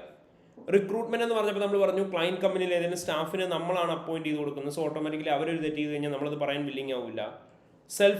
ഫിനാൻഷ്യൽ ഇൻട്രസ്റ്റ് നമുക്ക് കമ്പനിയിൽ എന്തെങ്കിലും ഷെയർസ് അല്ലെങ്കിൽ ഡിബഞ്ചേഴ്സിൽ ഇൻവെസ്റ്റ്മെന്റ് ഉണ്ട്, സോ നമുക്ക് കമ്പനിക്ക് ഒരു തെറ്റായ ഒപ്പീനിയൻ അല്ലെങ്കിൽ മോശമായ ഒപ്പീനിയൻ കൊടുത്തു കഴിഞ്ഞാൽ ആ പർട്ടിക്കുലർ ഷെയർ പ്രൈസ് അല്ലെങ്കിൽ ഡിബഞ്ചറിന്റെ പ്രൈസ് കുറഞ്ഞു പോകും, സോ നമുക്ക് ഫിനാൻഷ്യൽ ലോസ് ഉണ്ടാവും. സോ നമ്മൾ അറിഞ്ഞുകൊണ്ട് അങ്ങനെ ഒരു അബദ്ധം ചെയ്യില്ല. നമ്മളും ക്ലയൻറ്റിലുള്ള ആരും തമ്മിലൊരു ക്ലോസ് ബിസിനസ് റിലേഷൻഷിപ്പ് ഉണ്ടെങ്കിൽ അല്ലെങ്കിൽ ക്ലയൻറ്റ് കമ്പനിയിൽ എന്തെങ്കിലും അഷുറൻസ് എൻഗേജ്മെന്റ് നമ്മൾ ഇതിനു മുന്നേ ചെയ്ത് കൊടുത്തിട്ടുണ്ടെങ്കിൽ, ഇനി അതേപോലെ തന്നെ നമ്മുടെ ഓഡിറ്റ് ഫേമിലെ പാർട്ണർ ക്ലയൻറ്റ് കമ്പനിയിൽ ഒരു ബോർഡ് ഓഫ് ഡയറക്ടേഴ്സിലെ മെമ്പർ ആണെന്നുണ്ടെങ്കിൽ ഈ സാഹചര്യത്തിലെല്ലാം നമ്മൾ അവർക്ക് ഫേവറബിൾ ആയിട്ടുള്ള രീതിയിൽ ആക്ട് ചെയ്യാൻ ചാൻസ് ഉണ്ട്. അപ്പോൾ ഇവിടെയൊക്കെ എന്താ സംഭവിക്കുക, നമ്മുടെ പ്രൊഫഷണൽ ഇൻട്രസ്റ്റിനേക്കാളും കൂടുതൽ നമ്മൾ നമ്മുടെ പേഴ്സണൽ ഇൻട്രസ്റ്റിന് ഇമ്പോർട്ടൻസ് കൊടുക്കാൻ സാധ്യതയുണ്ട്. അപ്പോൾ അവിടെ വരുന്ന ത്രെട്ടാണ് സെൽഫ് ഇൻട്രസ്റ്റ് ത്രെട്ട് എന്നായിരുന്നു നമ്മൾ പറഞ്ഞിരുന്നത്. ഇനി ഈ സെൽഫ് ഇൻട്രസ്റ്റ് റേറ്റ് എങ്ങനെയൊക്കെയാണ് നമുക്ക് ഒഴിവാക്കാൻ പറ്റുന്നത്, അതിനെന്തൊക്കെ സേഫ് ഗാർഡ് എടുക്കാമെന്ന് നമ്മൾ പറഞ്ഞു ഫാമിലി അല്ലെങ്കിൽ പേഴ്സണൽ റിലേഷൻഷിപ്പിലുള്ള ആരെങ്കിലും ഓഡിറ്റ് ടീമിലുണ്ടെങ്കിൽ ആര് കാരണം കൊണ്ടാണോ ആ ഫാമിലി അല്ലെങ്കിൽ പേഴ്സണൽ റിലേഷൻഷിപ്പിലുള്ള ആ ഒരു ബന്ധം വരുന്നത് അവരെ ടീമിൽ നിന്നും റിമൂവ് ചെയ്യുക. ഗിഫ്റ്റ് അല്ലെങ്കിൽ ഹോസ്പിറ്റാലിറ്റി സർവീസ് ക്ലയൻറ്റ് ഓഫർ ചെയ്യുന്ന സമയത്ത് അത് അക്സെപ്റ്റ് ചെയ്യാതിരിക്കുക, പൊളൈറ്റ്ലി ഡിക്ലൈൻ ചെയ്യണം. ലോൺസ് ആൻഡ് ഗ്യാരണ്ടി ഉണ്ട് എന്നുണ്ടെങ്കിൽ നിങ്ങൾ ബയാസ്ഡ് ആവാൻ ചാൻസ് ഉണ്ടെങ്കിൽ എക്സ്റ്റേണൽ റിവ്യൂർ വെച്ച് വർക്ക് റിവ്യൂ ചെയ്യുക. ഓവർ ഡ്യൂ ഫീസിൻ്റെ കേസ് നമ്മൾ പറഞ്ഞു എൻഗേജ്മെൻറ്റ് കണ്ടിന്യൂ ചെയ്യാൻ പാടില്ല until the fees are paid. Percentage അല്ലെങ്കിൽ കണ്ടിജൻ ഫീസ് അലൗഡ് അല്ല, ഫീസ് എപ്പോഴും ഒരു ഫിക്സ്ഡ് എമൗണ്ട് ആയിരിക്കണം. ഹൈ പെർസെൻറ്റേജ് ഫീസിൻ്റെ കേസിൽ നമ്മൾ പറഞ്ഞു ഒരു എക്സ്റ്റേണൽ റിവ്യൂറെ വെച്ച് വർക്ക് റിവ്യൂ ചെയ്യിക്കുക. ലോ ബോളിംഗ് അലൗഡ് അല്ല. ഇൻ കേസ് എങ്ങാനും ഒരു വർക്ക് ചാർജ് ചെയ്യുന്ന സമയത്ത് നമ്മൾ എത്രയാണ് ഫീസ് എന്ന് തീരുമാനിക്കുകയാണെന്നുണ്ടെങ്കിൽ അവിടെ എപ്പോഴും എത്രയാണ് കോസ്റ്റ് ഓഫ് ദി ഓഡിറ്റ് അത് കവർ ചെയ്യാൻ പറ്റുന്ന തരത്തിലുള്ള ഫീസ് ആയിരിക്കണം ചാർജ് ചെയ്യുന്നത്. ക്ലയൻറ്റിന് റിക്രൂട്ട്മെൻറ്റ് സർവീസസ് ചെയ്ത് കൊടുക്കാൻ പാടില്ല. ഫിനാൻഷ്യൽ ഇൻട്രസ്റ്റ് എന്തെങ്കിലും ക്ലയൻറ്റ് കമ്പനിയിലുണ്ടെങ്കിൽ നമ്മൾ എന്താണോ ഇൻട്രസ്റ്റ് ഉള്ളത്, ഇപ്പോൾ ഷെയർസിലാണ് ഇൻവെസ്റ്റ്മെൻറ്റ് ഉണ്ടെങ്കിൽ അത് ഇമ്മീഡിയറ്റ്ലി ഡിസ്പോസ് ചെയ്യണം. ഇനി close business relationship, employment with assurance client, partner on client board, അവിടെയൊക്കെ എന്തെങ്കിലും തരത്തിലുള്ള ഇഷ്യൂസ് ഉണ്ടാകുന്നുണ്ടെങ്കിൽ ആര് കാരണമാണോ ഇഷ്യൂ ഉണ്ടാകുന്നത് അവരെ റിമൂവ് ചെയ്യുക. അല്ല അവിടെ എന്തെങ്കിലും തരത്തിലുള്ള ഫെമിലിയാരിറ്റി പോലത്തെ പ്രോബ്ലം ആണ് വരുന്നതെങ്കിൽ എക്സ്റ്റേണൽ റിവ്യൂറെ വെച്ച് വർക്ക് റിവ്യൂ ചെയ്യുക. അപ്പോൾ ഇതൊക്കെയാണ് നമ്മൾ പറഞ്ഞിരുന്നത് സെൽഫ് ഇൻട്രസ്റ്റ് റേറ്റിൻ്റെ കേസിൽ. ഇനി സെൽഫ് റിവ്യൂ ത്രെട്ട് എന്ന് പറയുമ്പോൾ നമ്മളിവിടെ പറഞ്ഞു നോർമലി അത് വളരെ സിമ്പിളാണ് ഇൻ്റർപ്രിറ്റ് ചെയ്യാൻ. ഓഡിറ്ററായി നമ്മൾ ക്ലയൻറ്റിന് ഫിനാൻഷ്യൽ റിപ്പോർട്ടിങ്ങിന് അഫക്റ്റ് ചെയ്യുന്ന എന്തെങ്കിലും വർക്ക് ചെയ്തു കൊടുത്തിട്ടുണ്ട്. അങ്ങനെയാണെങ്കിൽ ആ വർക്ക് പിന്നീട് ഓഡിറ്ററായി നമ്മൾ തന്നെയാണ് റിവ്യൂ ചെയ്യുന്നതെങ്കിൽ ഒരിക്കലും നമ്മൾ മുന്നേ ചെയ്ത വർക്കിൻ്റെ അത് മിസ്റ്റേക്ക് ഉണ്ടെന്ന് നമ്മൾ തന്നെ പറയാൻ വില്ലിങ് ആവില്ല. അപ്പോൾ അവിടെ വരുന്ന ത്രെട്ടാണ് സെൽഫ് റിവ്യൂ ത്രെട്ട്. അപ്പോൾ ഓഡിറ്ററായി നമ്മൾ ഓൾറെഡി ക്ലയൻറ്റിന് അതർ ദാൻ ഓഡിറ്റ് സർവീസ് മറ്റെന്തെങ്കിലും സർവീസ് ചെയ്ത് കൊടുത്തെങ്കിൽ മാത്രമാണ് അവിടെ എന്ത് വരിക, സെൽഫ് റിവ്യൂ ത്രെട്ട് വരിക.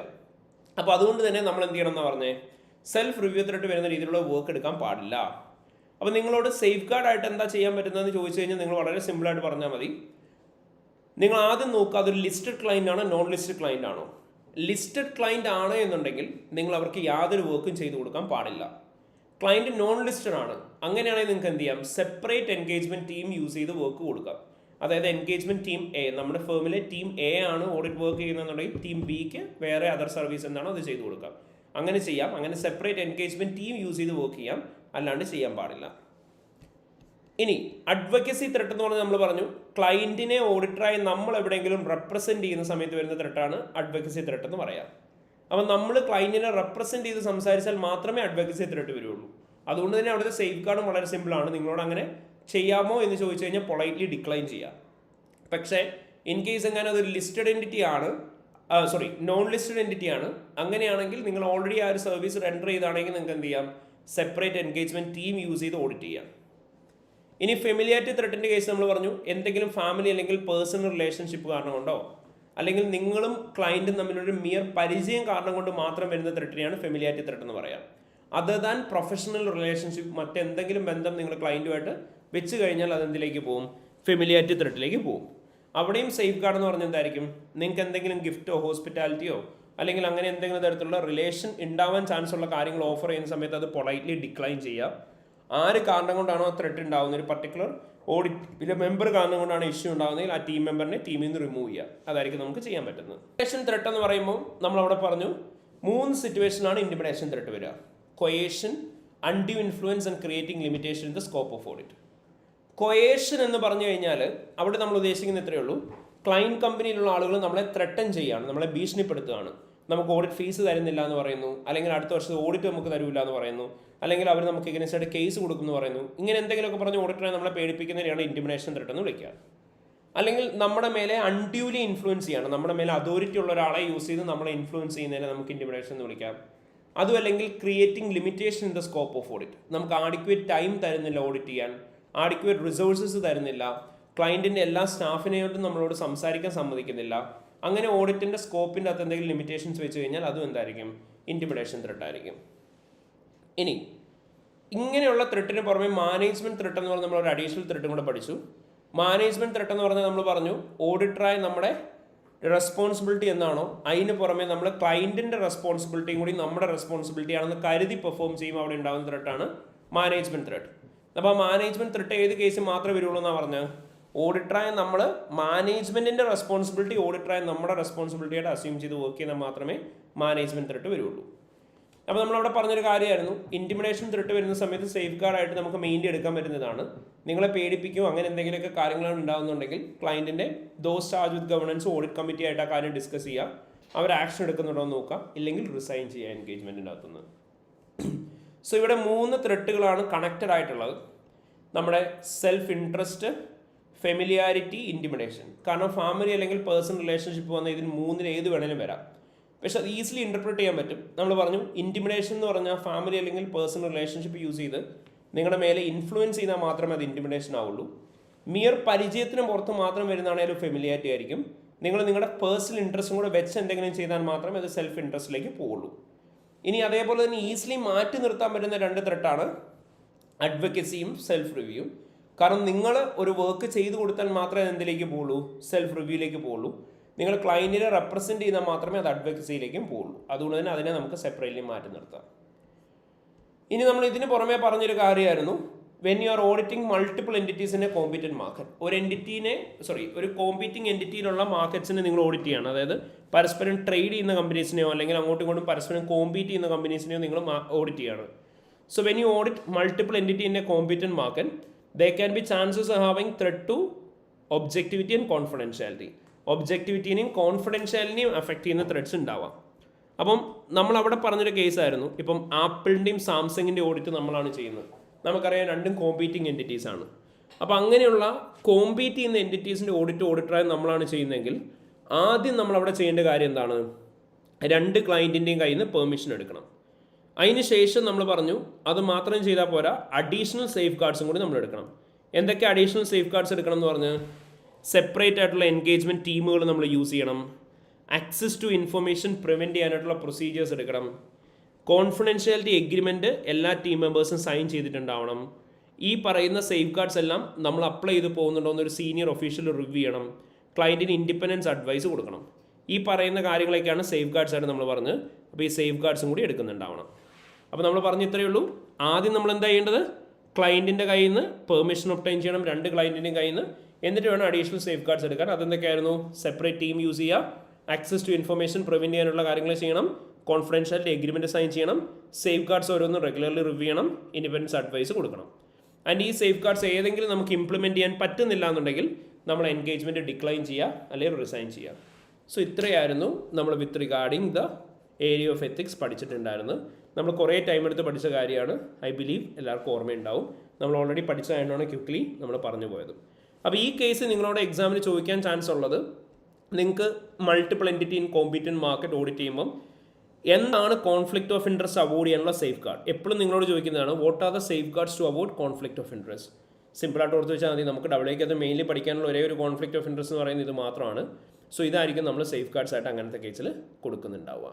Okay, all right. അപ്പോൾ നമ്മളിപ്പോൾ ചെയ്യാൻ പോകുന്ന പീച്ച് എന്ന് പറയുന്നൊരു ക്വസ്റ്റ്യൻ ആണ്. പീച്ച്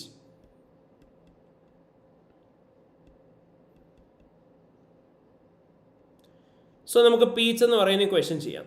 ഇവിടെ അവർ നമ്മളോട് ചോദിച്ചേക്കുന്നത്, okay, identify and explain threats which may affect the independence of apricot co audit of peach company. For each threat recommend an appropriate safeguard to reduce the threat to an acceptable low level. നമ്മളോട് ചോദിച്ചിട്ടുണ്ട്, ഈ apricot and co എന്ന് പറയുന്ന കമ്പനിയുടെ ഇൻഡിപെൻഡൻസിനെ affect ചെയ്യുന്ന safeguards എന്തൊക്കെയാണ്, ഇൻഡിപെൻഡൻസിനെ അഫക്റ്റ് ചെയ്യുന്ന ത്രെഡ്സ് എന്തൊക്കെയാണ്, അതുപോലെ തന്നെ ത്രെഡ്സിന് വേണ്ടിയിട്ട് എന്തൊക്കെ സേഫ് ഗാർഡ്സ് ആണ് എടുക്കാൻ പറ്റുന്നതെന്നാണ് ചോദിച്ചേക്കുന്നത്. അപ്പോൾ ഒന്ന് വേഗം ഈ സിനാരിയോ ഒന്ന് വായിച്ച് നോക്കി. എന്നിട്ട് ഇവിടെ ഉണ്ടാവാൻ ചാൻസുള്ള ത്രെഡ്സും അവിടെ എടുക്കാൻ പറ്റുന്ന സേഫ് ഗാർഡ്സും എന്തൊക്കെയാണെന്ന് ആലോചിച്ച് നോക്കി. വേഗം വായിച്ച് നോക്കണം എല്ലാവരും.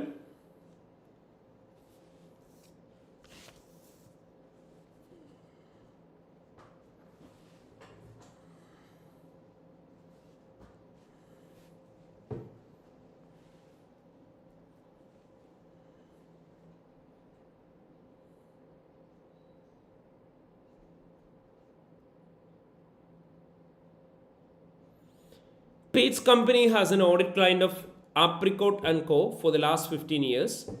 Audit staff of Apricot Company and the client staff of Pete's Company have always enjoyed a meal together at the start of the final audit. Alan Edward, managing director of Pete's, has this year suggested that instead of meal, all staff and client go away for weekend to a luxury hotel at Pete's Company's expense. Alan Edward has also suggested that current year audit fees is negotiated to be based on percentage of Pete's company's net profit for the year.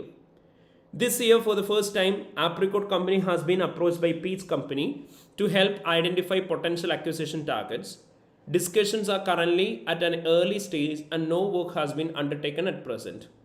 The total fees in relation to the audit and other work fall within acceptable level in line with ACCA's Code of Ethics and Conduct. നമ്മളോടൊപ്പം എന്തൊക്കെ കാര്യങ്ങൾ പറഞ്ഞേക്കുന്നത്? Peach company എന്ന് പറയുന്ന audit client ആണെന്ന് പറഞ്ഞു. Last 15 years ആയിട്ട് audit staff of apricot company and staff of peach company അവരെപ്പോഴും ഒരു മീൽ ഒരുമിച്ച് കഴിച്ചിട്ടാണ് ഫൈനൽ ഓഡിറ്റ് സ്റ്റാർട്ട് ചെയ്യാറെന്ന് പറഞ്ഞു. പക്ഷേ ഈ പ്രാവശ്യം അവർ പറയുന്നത് എന്താ? അതിന് പകരം ഒരു വീക്കെൻഡ് ലക്ഷറി ഹോട്ടലിൽ ഈ വീക്കെൻഡിൽ ലക്ഷറി ഹോട്ടലിൽ പോയിട്ട് അവർക്ക് ചില്ല് ചെയ്യാം എന്നാണ് പറയുന്നത്, at the Peach company's expense. And Alan Edward അതുപോലെ തന്നെ പറയുന്നുണ്ട് കറണ്ട് ഇയറിൻ്റെ ഫീസ് എങ്ങനെ വെക്കാമെന്ന് പറയാം, നെറ്റ് പ്രോഫിറ്റിൻ്റെ ബേസിസ് വെക്കാം എന്നാണ് പറഞ്ഞേക്കുന്നത്. അതുപോലെ തന്നെ നമ്മളോട് പറഞ്ഞു ഫസ്റ്റ് ടൈം നമ്മളോട് പറയുകയാണ് അവർ ആദ്യമായിട്ടൊരു അക്വിസിഷൻ നടത്താൻ പോവുകയാണ് ഒരു ടാർഗറ്റ് കമ്പനീനെ, ആൻഡ് അത് ഏർലി സ്റ്റേജിലാണ്. ആൻഡ് നമ്മളോട് ചോദിക്കുന്നുണ്ട് ആ പർട്ടിക്കുലർ ക്ലയൻറ്റിൻ്റെ അക്വിസിഷന് വേണ്ടിയിട്ട് നമ്മളോടും എൻഗേജ്മെൻറ്റിൽ പെർഫോം ചെയ്യാവുമെന്ന്. ഓക്കെ, സോ നമ്മൾ അവർക്ക് വേണ്ടിയിട്ട് അപ്പോൾ അക്വിസിഷൻ ടാർഗറ്റിനെ പിടിച്ചു കൊടുക്കുന്ന പോലെയാവും. അപ്പോൾ ഇവിടെ എന്തൊക്കെയായിരിക്കും ഇഷ്യൂസ് വരിക? എന്തൊക്കെയാണ് എത്തിക്കൽ ത്രെട്ട് ഇവിടെ വരിക? എന്തൊക്കെയായിരിക്കും? യെസ്, ഫസ്റ്റ് നമുക്ക് പറയാവുന്ന കാര്യമാണ്, ഇവർ ഒരുമിച്ച് മീൽ കഴിക്കുന്ന പോലെയാണോ അവരൊരു ലക്ഷറി ഹോട്ടലിൽ വീക്കെൻഡിന് വേണ്ടിയിട്ട് പോകുന്നത്? അല്ല. കാരണം എന്തായിരിക്കും, നമ്മൾ ഡീറ്റെയിൽഡ് ആയിട്ട് ക്ലാസ്സിൽ പഠിച്ച സമയത്ത് പറഞ്ഞൊരു കാര്യമാണ്, നമ്മളിപ്പോൾ ഒരു ചെറിയ സ്പൈസ് ബോക്സ് കൊടുക്കുന്നു, ഒരു മീൽ കൊടുക്കുന്നു എന്ന് പറയുന്ന ഒരിക്കലും ഒരു എത്തിക്കൽ ത്രെട്ടിലേക്ക് പോകണമെന്നില്ല. കാരണം അതിൻ്റെ വാല്യൂ എന്തായിരിക്കും? ട്രിവിയൽ ആയിരിക്കും, ചെറിയ എമൗണ്ട് ആയിരിക്കും. സോ നമ്മുടെ ഇൻഡിപെൻഡൻസിനെ അഫക്റ്റ് ചെയ്യുന്ന കാര്യങ്ങളാണെങ്കിൽ മാത്രമേ നമ്മൾ അതിനെ എന്തായിട്ട് ട്രീറ്റ് ചെയ്യത്തുള്ളൂ, നമ്മളതിനെ വളരെ ഇമ്പോർട്ടൻ്റ് ആയിട്ടുള്ള ഒരു ഇഷ്യൂ ആയിട്ട് ട്രീറ്റ് ചെയ്യത്തുള്ളൂ. അപ്പോൾ ഈ കേസിൽ അവരൊരു വീക്കെൻഡിൻ്റെ സമയത്ത് ലക്ഷറി ഹോട്ടലിൽ പോകാമെന്ന് പറയുന്ന ഒരു ചെറിയ എമൗണ്ട് ആയിരിക്കും ആവുന്നത്? അല്ല. Definitely the value involve will be high. അപ്പോൾ അതുകൊണ്ട് തന്നെ അവിടെ എന്ത് ത്രെട്ടായിരിക്കും വരുന്നുണ്ടാവുക? So we are accepting gift and hospitality service, so it may result in a self interested. In addition to that, നമ്മൾ മാത്രമല്ല പോകുന്നത്, പീച്ച് കമ്പനിയുടെയും ആപ്രിക്കോട്ട് കമ്പനിയുടെയും എല്ലാ സ്റ്റാഫും ഒരുമിച്ചാണ് പോകുന്നത്. സോ ഡയറക്റ്റ്ലി അവിടെ എന്തും വരും, ഫെമിലിയാരിറ്റിനെ അഫക്റ്റ് ചെയ്യുന്ന ഇഷ്യൂ ഉണ്ടാവും. സോ അവിടെ എന്തുകൊണ്ടാണ് ഈ ത്രെട്ട് ഉണ്ടാവുന്നത് പറയാം? Because this might affect the independence of the auditors in performing audit engagement. And അതിന് വേണ്ടിയിട്ട് നമുക്ക് അവിടെ കൊടുക്കാൻ പറ്റുന്ന സേഫ് ഗാർഡ് എന്തായിരിക്കും? ഇവിടെ വേറെ സേഫ് ഗാർഡ്സ് ഒന്നും അവൈലബിൾ അല്ല. നമ്മൾ എന്ത് പറയാം? The auditor should discuss with Alan Edward about the matter and should inform them that they will not be able to take up this offer by the Peach company and therefore the option should be politely declined. നമ്മളത് decline ചെയ്യണം എന്ന് പറയാം. ഇനി രണ്ടാമതുണ്ടാവുന്ന issue എന്താണ്? അവിടെ നമ്മളോട് പറഞ്ഞു current ഇയറിൻ്റെ audit fee net profit for the ഇയറിനെ ബേസ് ചെയ്തിട്ടാണെന്ന്. നമുക്കറിയാം പെർസെൻറ്റേജ് ഓർ കണ്ടിജൻറ്റ് ബേസിസ് എന്ന് പറയുന്നത് എന്താണ്? It is not allowed as per ACCA's Code of Ethics and Conduct, because if we fix a fees based on net profit, even if the client company's net profit is misstated, auditor will not be willing to correct that, as it might also affect the audit firm's remuneration. Therefore, it might affect the independence of the auditor, so it should not be allowed. And നമുക്ക് അവിടെ കൊടുക്കാൻ പറ്റുന്ന safe guard എന്തായിരിക്കും? Again ഇവിടെ same കാര്യം പറയാം, auditor should discuss the matter with peach companies board of directors, അല്ലെങ്കിൽ അവിടെ സ്പെസിഫിക്കലി പറയാം those charge with governance and audit committee, and should inform them that the fees will not be based on percentage or contingent basis. Instead, the fees will be fixed at a fixed amount. ആ കാര്യം പറയാം. ഇനി അടുത്ത issue എന്താ? നമ്മുടെ അടുത്ത് അവർ പറയുന്നുണ്ട് അവരൊരു അക്വിസിഷൻ ടാർഗറ്റിനെ എന്ത് ചെയ്യാൻ പോവാണെന്ന് നോക്കാൻ പോവാണ്. അതിന് വേണ്ടിയിട്ട് ഓഡിറ്റ് ഫേമിൻ്റെ ഹെൽപ്പ് അവർ ചോദിച്ചിട്ടുണ്ട്. So what if we figure out A potential acquisition target for the apricot company? എന്ത് ത്രെട്ടിലേക്കായിരിക്കും അത് ലീഡ് ചെയ്യുക? So literally we will be presenting apricot company in acquiring another entity. So automatically നമ്മൾ അവിടെ അതിന് വേണ്ടിയിട്ട് പോയി കഴിഞ്ഞാൽ it might create an advocacy threat promoting the client's position. So automatically അവിടെ പിന്നീട് നമുക്ക് ക്ലയൻറ്റിന് എഗൈൻസ്റ്റ് ആയിട്ട് സംസാരിക്കാൻ പറ്റത്തില്ലാണ്ടാവും. സോ അവിടെയും ഓഡിറ്ററിൻ്റെ ഇൻഡിപെൻഡൻസിനെ അത് അഫക്റ്റ് ചെയ്യും. അപ്പോൾ അവിടെ കൊടുക്കാൻ പറ്റുന്ന സേഫ് ഗാർഡ് എന്തായിരിക്കും? ഇവിടെ പ്രൈമറി ആയിട്ട് നമുക്ക് പറയാൻ പറ്റുന്ന ഇതാണ്, ഓഡിറ്റർ പൊളൈറ്റ്ലി എന്ത് ചെയ്യണം? ഡിക്ലൈൻ ചെയ്യണം. അല്ലെങ്കിൽ അതർ ഓപ്ഷനെ കുറിച്ച് ചിന്തിക്കുക. നമുക്ക് എന്താ പറയാൻ പറ്റുക? സെപ്പറേറ്റ് എൻഗേജ്മെൻറ്റ് ടീം യൂസ് ചെയ്തിട്ട് നമുക്ക് എന്ത് ചെയ്യാം? സർവീസ് പ്രൊവൈഡ് ചെയ്യാം. However, if the auditor will not be able to maintain independence in that case, auditor should politely decline the request raised by the client company. So ഇതായിരിക്കും നമ്മളവിടെ safe ഗാർഡായിട്ട് പറയുന്നുണ്ടാവുക. So ഇതാണ് നമുക്ക് ഈ കേസുകളിലെല്ലാം ഐഡൻറ്റിഫൈ ചെയ്യാൻ പറ്റുന്ന എത്തിക്കൽ ത്രെറ്റിനും അതിന് വേണ്ടിയിട്ട് നമുക്ക് കൊടുക്കാൻ പറ്റുന്ന അപ്രോപ്രിയേറ്റ് സേഫ് ഗാർഡും. അപ്പോൾ എത്തിക്കൽ ത്രെറ്റിന് ആൻസേഴ്സ് എഴുതുമ്പോൾ എന്ത് ചെയ്യുക? ആദ്യമേ സിനാരിയോക്കകത്തുനിന്ന് ത്രെറ്റ് എന്താണെന്നുള്ള ഐഡൻറ്റിഫൈ ചെയ്യണം.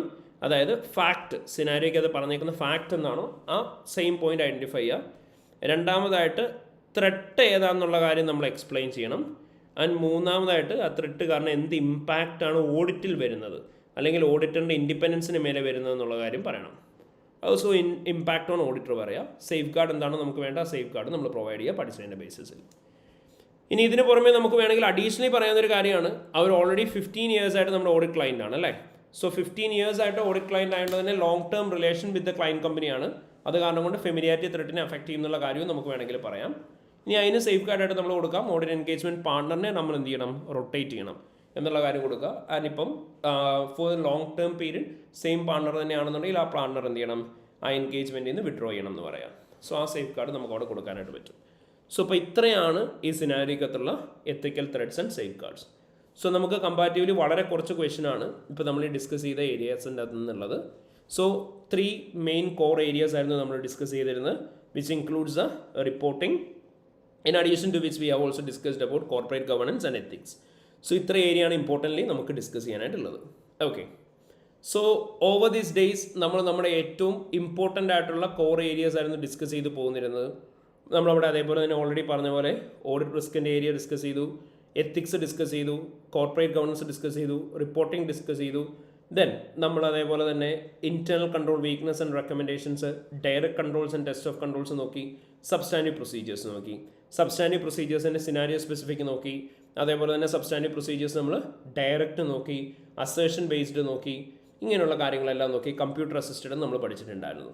സോ ഓവർ ദീസ് ഡേയ്സ് നമ്മൾ ഈ കാര്യങ്ങളെല്ലാം ഡിസ്കസ് ചെയ്ത് പോകുന്നത്. നമുക്കറിയാം ഈ കാര്യങ്ങളെല്ലാം നമ്മൾ പ്രോപ്പർലി നോക്കിയാൽ മാത്രമാണ് നമുക്ക് ഏറ്റവും പ്രോപ്പറായിട്ടുള്ള രീതിയിൽ നമുക്ക് എക്സാമിന് വേണ്ടിയിട്ട് പ്രിപ്പയർ ചെയ്യാനായിട്ട് പറ്റുക. ഇനി നമുക്ക് കമ്പാരിറ്റീവ്ലി ടൈം കൂടുതലുണ്ട് ഇനി അങ്ങോട്ട് എക്സാമിന് വേണ്ടിയിട്ട് പഠിക്കാനായിട്ട് അല്ലേ. സോ ഈ ഒരു സമയം നിങ്ങൾ ഏറ്റവും പ്രോപ്പർലി യൂസ് ചെയ്യേണ്ടത് റിവിഷന് വേണ്ടിയിട്ടാണ്. റിവൈസ് ചെയ്യുമ്പോൾ ഒരിക്കലും ആൻസേഴ്സും കാര്യങ്ങളും ടെക്സ്റ്റ് ബുക്കിലെയും കിറ്റിലെയും എല്ലാം വായിച്ച് മാത്രം പോകരുത്. അതുകൊണ്ട് യാതൊരു ബെനിഫിറ്റ് ഉണ്ടാവില്ല. ടൈം വെച്ച് തന്നെ ഓരോ ആൻസേഴ്സും എഴുതി തന്നെ പ്രിപ്പയർ ചെയ്യുക എല്ലാവരും. സോ എല്ലാവരും ഏറ്റവും നല്ല രീതിയിൽ പ്രോപ്പർലി പ്രിപ്പയർ ചെയ്യുക, എഴുതി പ്രിപ്പയർ ചെയ്യുക. Make sure that you are sticking on to the time നോക്കി മാത്രമേ ആൻസേഴ്സ് ഓരോന്നും എഴുതി പോവുള്ളൂ. അതുപോലെ തന്നെ ഇനി ശ്രദ്ധിക്കേണ്ട ഒരു കാര്യം, നിങ്ങൾ ക്വസ്റ്റ്യൻസ് പ്രാക്ടീസ് ചെയ്യുമ്പോൾ ഒരിക്കലും ഒരു ഏരിയ കംപ്ലീറ്റ്ലി തീർത്തിട്ട് അടുത്ത ഏരിയയിലേക്ക് പോകാൻ നോക്കരുത്. എപ്പോഴും ഡെയിലി ക്വസ്റ്റ്യൻ പ്രാക്ടീസ് ചെയ്യുമ്പം ഒരു ക്വസ്റ്റ്യൻ ഇൻറ്റേർണൽ കൺട്രോളിൽ നിന്ന് ചെയ്യുക, ഒരു ക്വസ്റ്റ്യൻ ഓഡിറ്റ് റിസ്കിൽ നിന്ന് ചെയ്യുക, അതേപോലെ തന്നെ ഒരു ക്വസ്റ്റ്യൻ നമ്മുടെ സബ്സ്റ്റാൻറ്റീവ് പ്രൊസീജിയേഴ്സിൻ്റെ ഏരിയയിൽ നിന്ന് ചെയ്യുക. ഇങ്ങനെ എല്ലാ ഏരിയസിൽ നിന്നും ഡെയിലി ക്വസ്റ്റ്യൻസ് പ്രാക്ടീസ് ചെയ്ത് വേണം പോകാനായിട്ട്. അതേപോലെ തന്നെ MCQ ക്വസ്റ്റ്യൻസും ചെയ്ത് തന്നെ പ്രാക്ടീസ് ചെയ്യണം. MCQ ക്വസ്റ്റ്യൻസ് ചെയ്യുമ്പോൾ പ്രത്യേകം ശ്രദ്ധിക്കുക, ഏറ്റവും പുതിയ ക്വസ്റ്റ്യൻസ് തന്നെ ചെയ്ത് പോകാനായിട്ട് നോക്കുക. MCQs നമുക്ക് പല ഏരിയ എന്ന് വരും, നമ്മുടെ എല്ലാ ഏരിയ നിന്നും ഈക്വൽ ഇമ്പോർട്ടൻസ് കൊടുത്ത് തന്നെ MCQ ക്വസ്റ്റ്യൻസും ചെയ്ത് പോവുക. അപ്പോൾ ഈ കാര്യങ്ങളെല്ലാവരും ഏറ്റവും പ്രോപ്പർലി ശ്രദ്ധിക്കുക. അതുപോലെ തന്നെ എക്സാം എഴുതുന്ന സമയത്താണെങ്കിലും നിങ്ങൾക്ക് ഏറ്റവും പ്രോപ്പർലി പ്രസൻറ്റ് ചെയ്യാൻ പറ്റുന്ന കോൺഫിഡൻസ് ഉള്ള ഏരിയ ഏതാണോ ആ ഏരിയ തന്നെ ആദ്യമേ തന്നെ എടുത്തിട്ട് എക്സാമിന് എഴുതുക. ഒരിക്കലും ടൈം എത്രയാണ് അലൗഡ് ആയിട്ടുള്ള ആ ടൈമിന് മേലെ എക്സാമിന് സ്പെൻഡ് ചെയ്യരുത്. ഓരോ ക്വസ്റ്റ്യൻസിനും അലൗട്ടഡ് ടൈം മാത്രം നോക്കുക. ആൻഡ് അലൗഡ് ടൈം കഴിഞ്ഞ് കഴിഞ്ഞ് ഇമ്മീഡിയറ്റ്ലി അടുത്ത ക്വസ്റ്റ്യനിലേക്ക് പോവുക. സോ ഈ കാര്യങ്ങളെല്ലാവരും പ്രോപ്പർലി ശ്രദ്ധിക്കുക. അതേപോലെ തന്നെ ഏറ്റവും പ്രോപ്പർലി റിവൈസ് ചെയ്യുക, ഏറ്റവും പ്രോപ്പർലി പഠിക്കുക. Okay, alright. സോ ഇതിന് മുന്നേ ഉള്ള സെഷൻസിൻ്റെയും റെക്കോർഡിങ്സ് അവൈലബിൾ ആണ്. സോ ആർക്കെങ്കിലും റിവൈസ് ചെയ്യണമെന്നുണ്ടെങ്കിൽ ഇതിന് മുന്നേ ഉള്ള ഏരിയാസിൻ്റെയും റെക്കോർഡിങ്സ് നോക്കുക. ആൻഡ് ഏറ്റവും പ്രോപ്പറായിട്ടുള്ള രീതിയിൽ റിവൈസ് ചെയ്ത് പഠിച്ചു പോവുക. So thank you so much everyone. Thank you.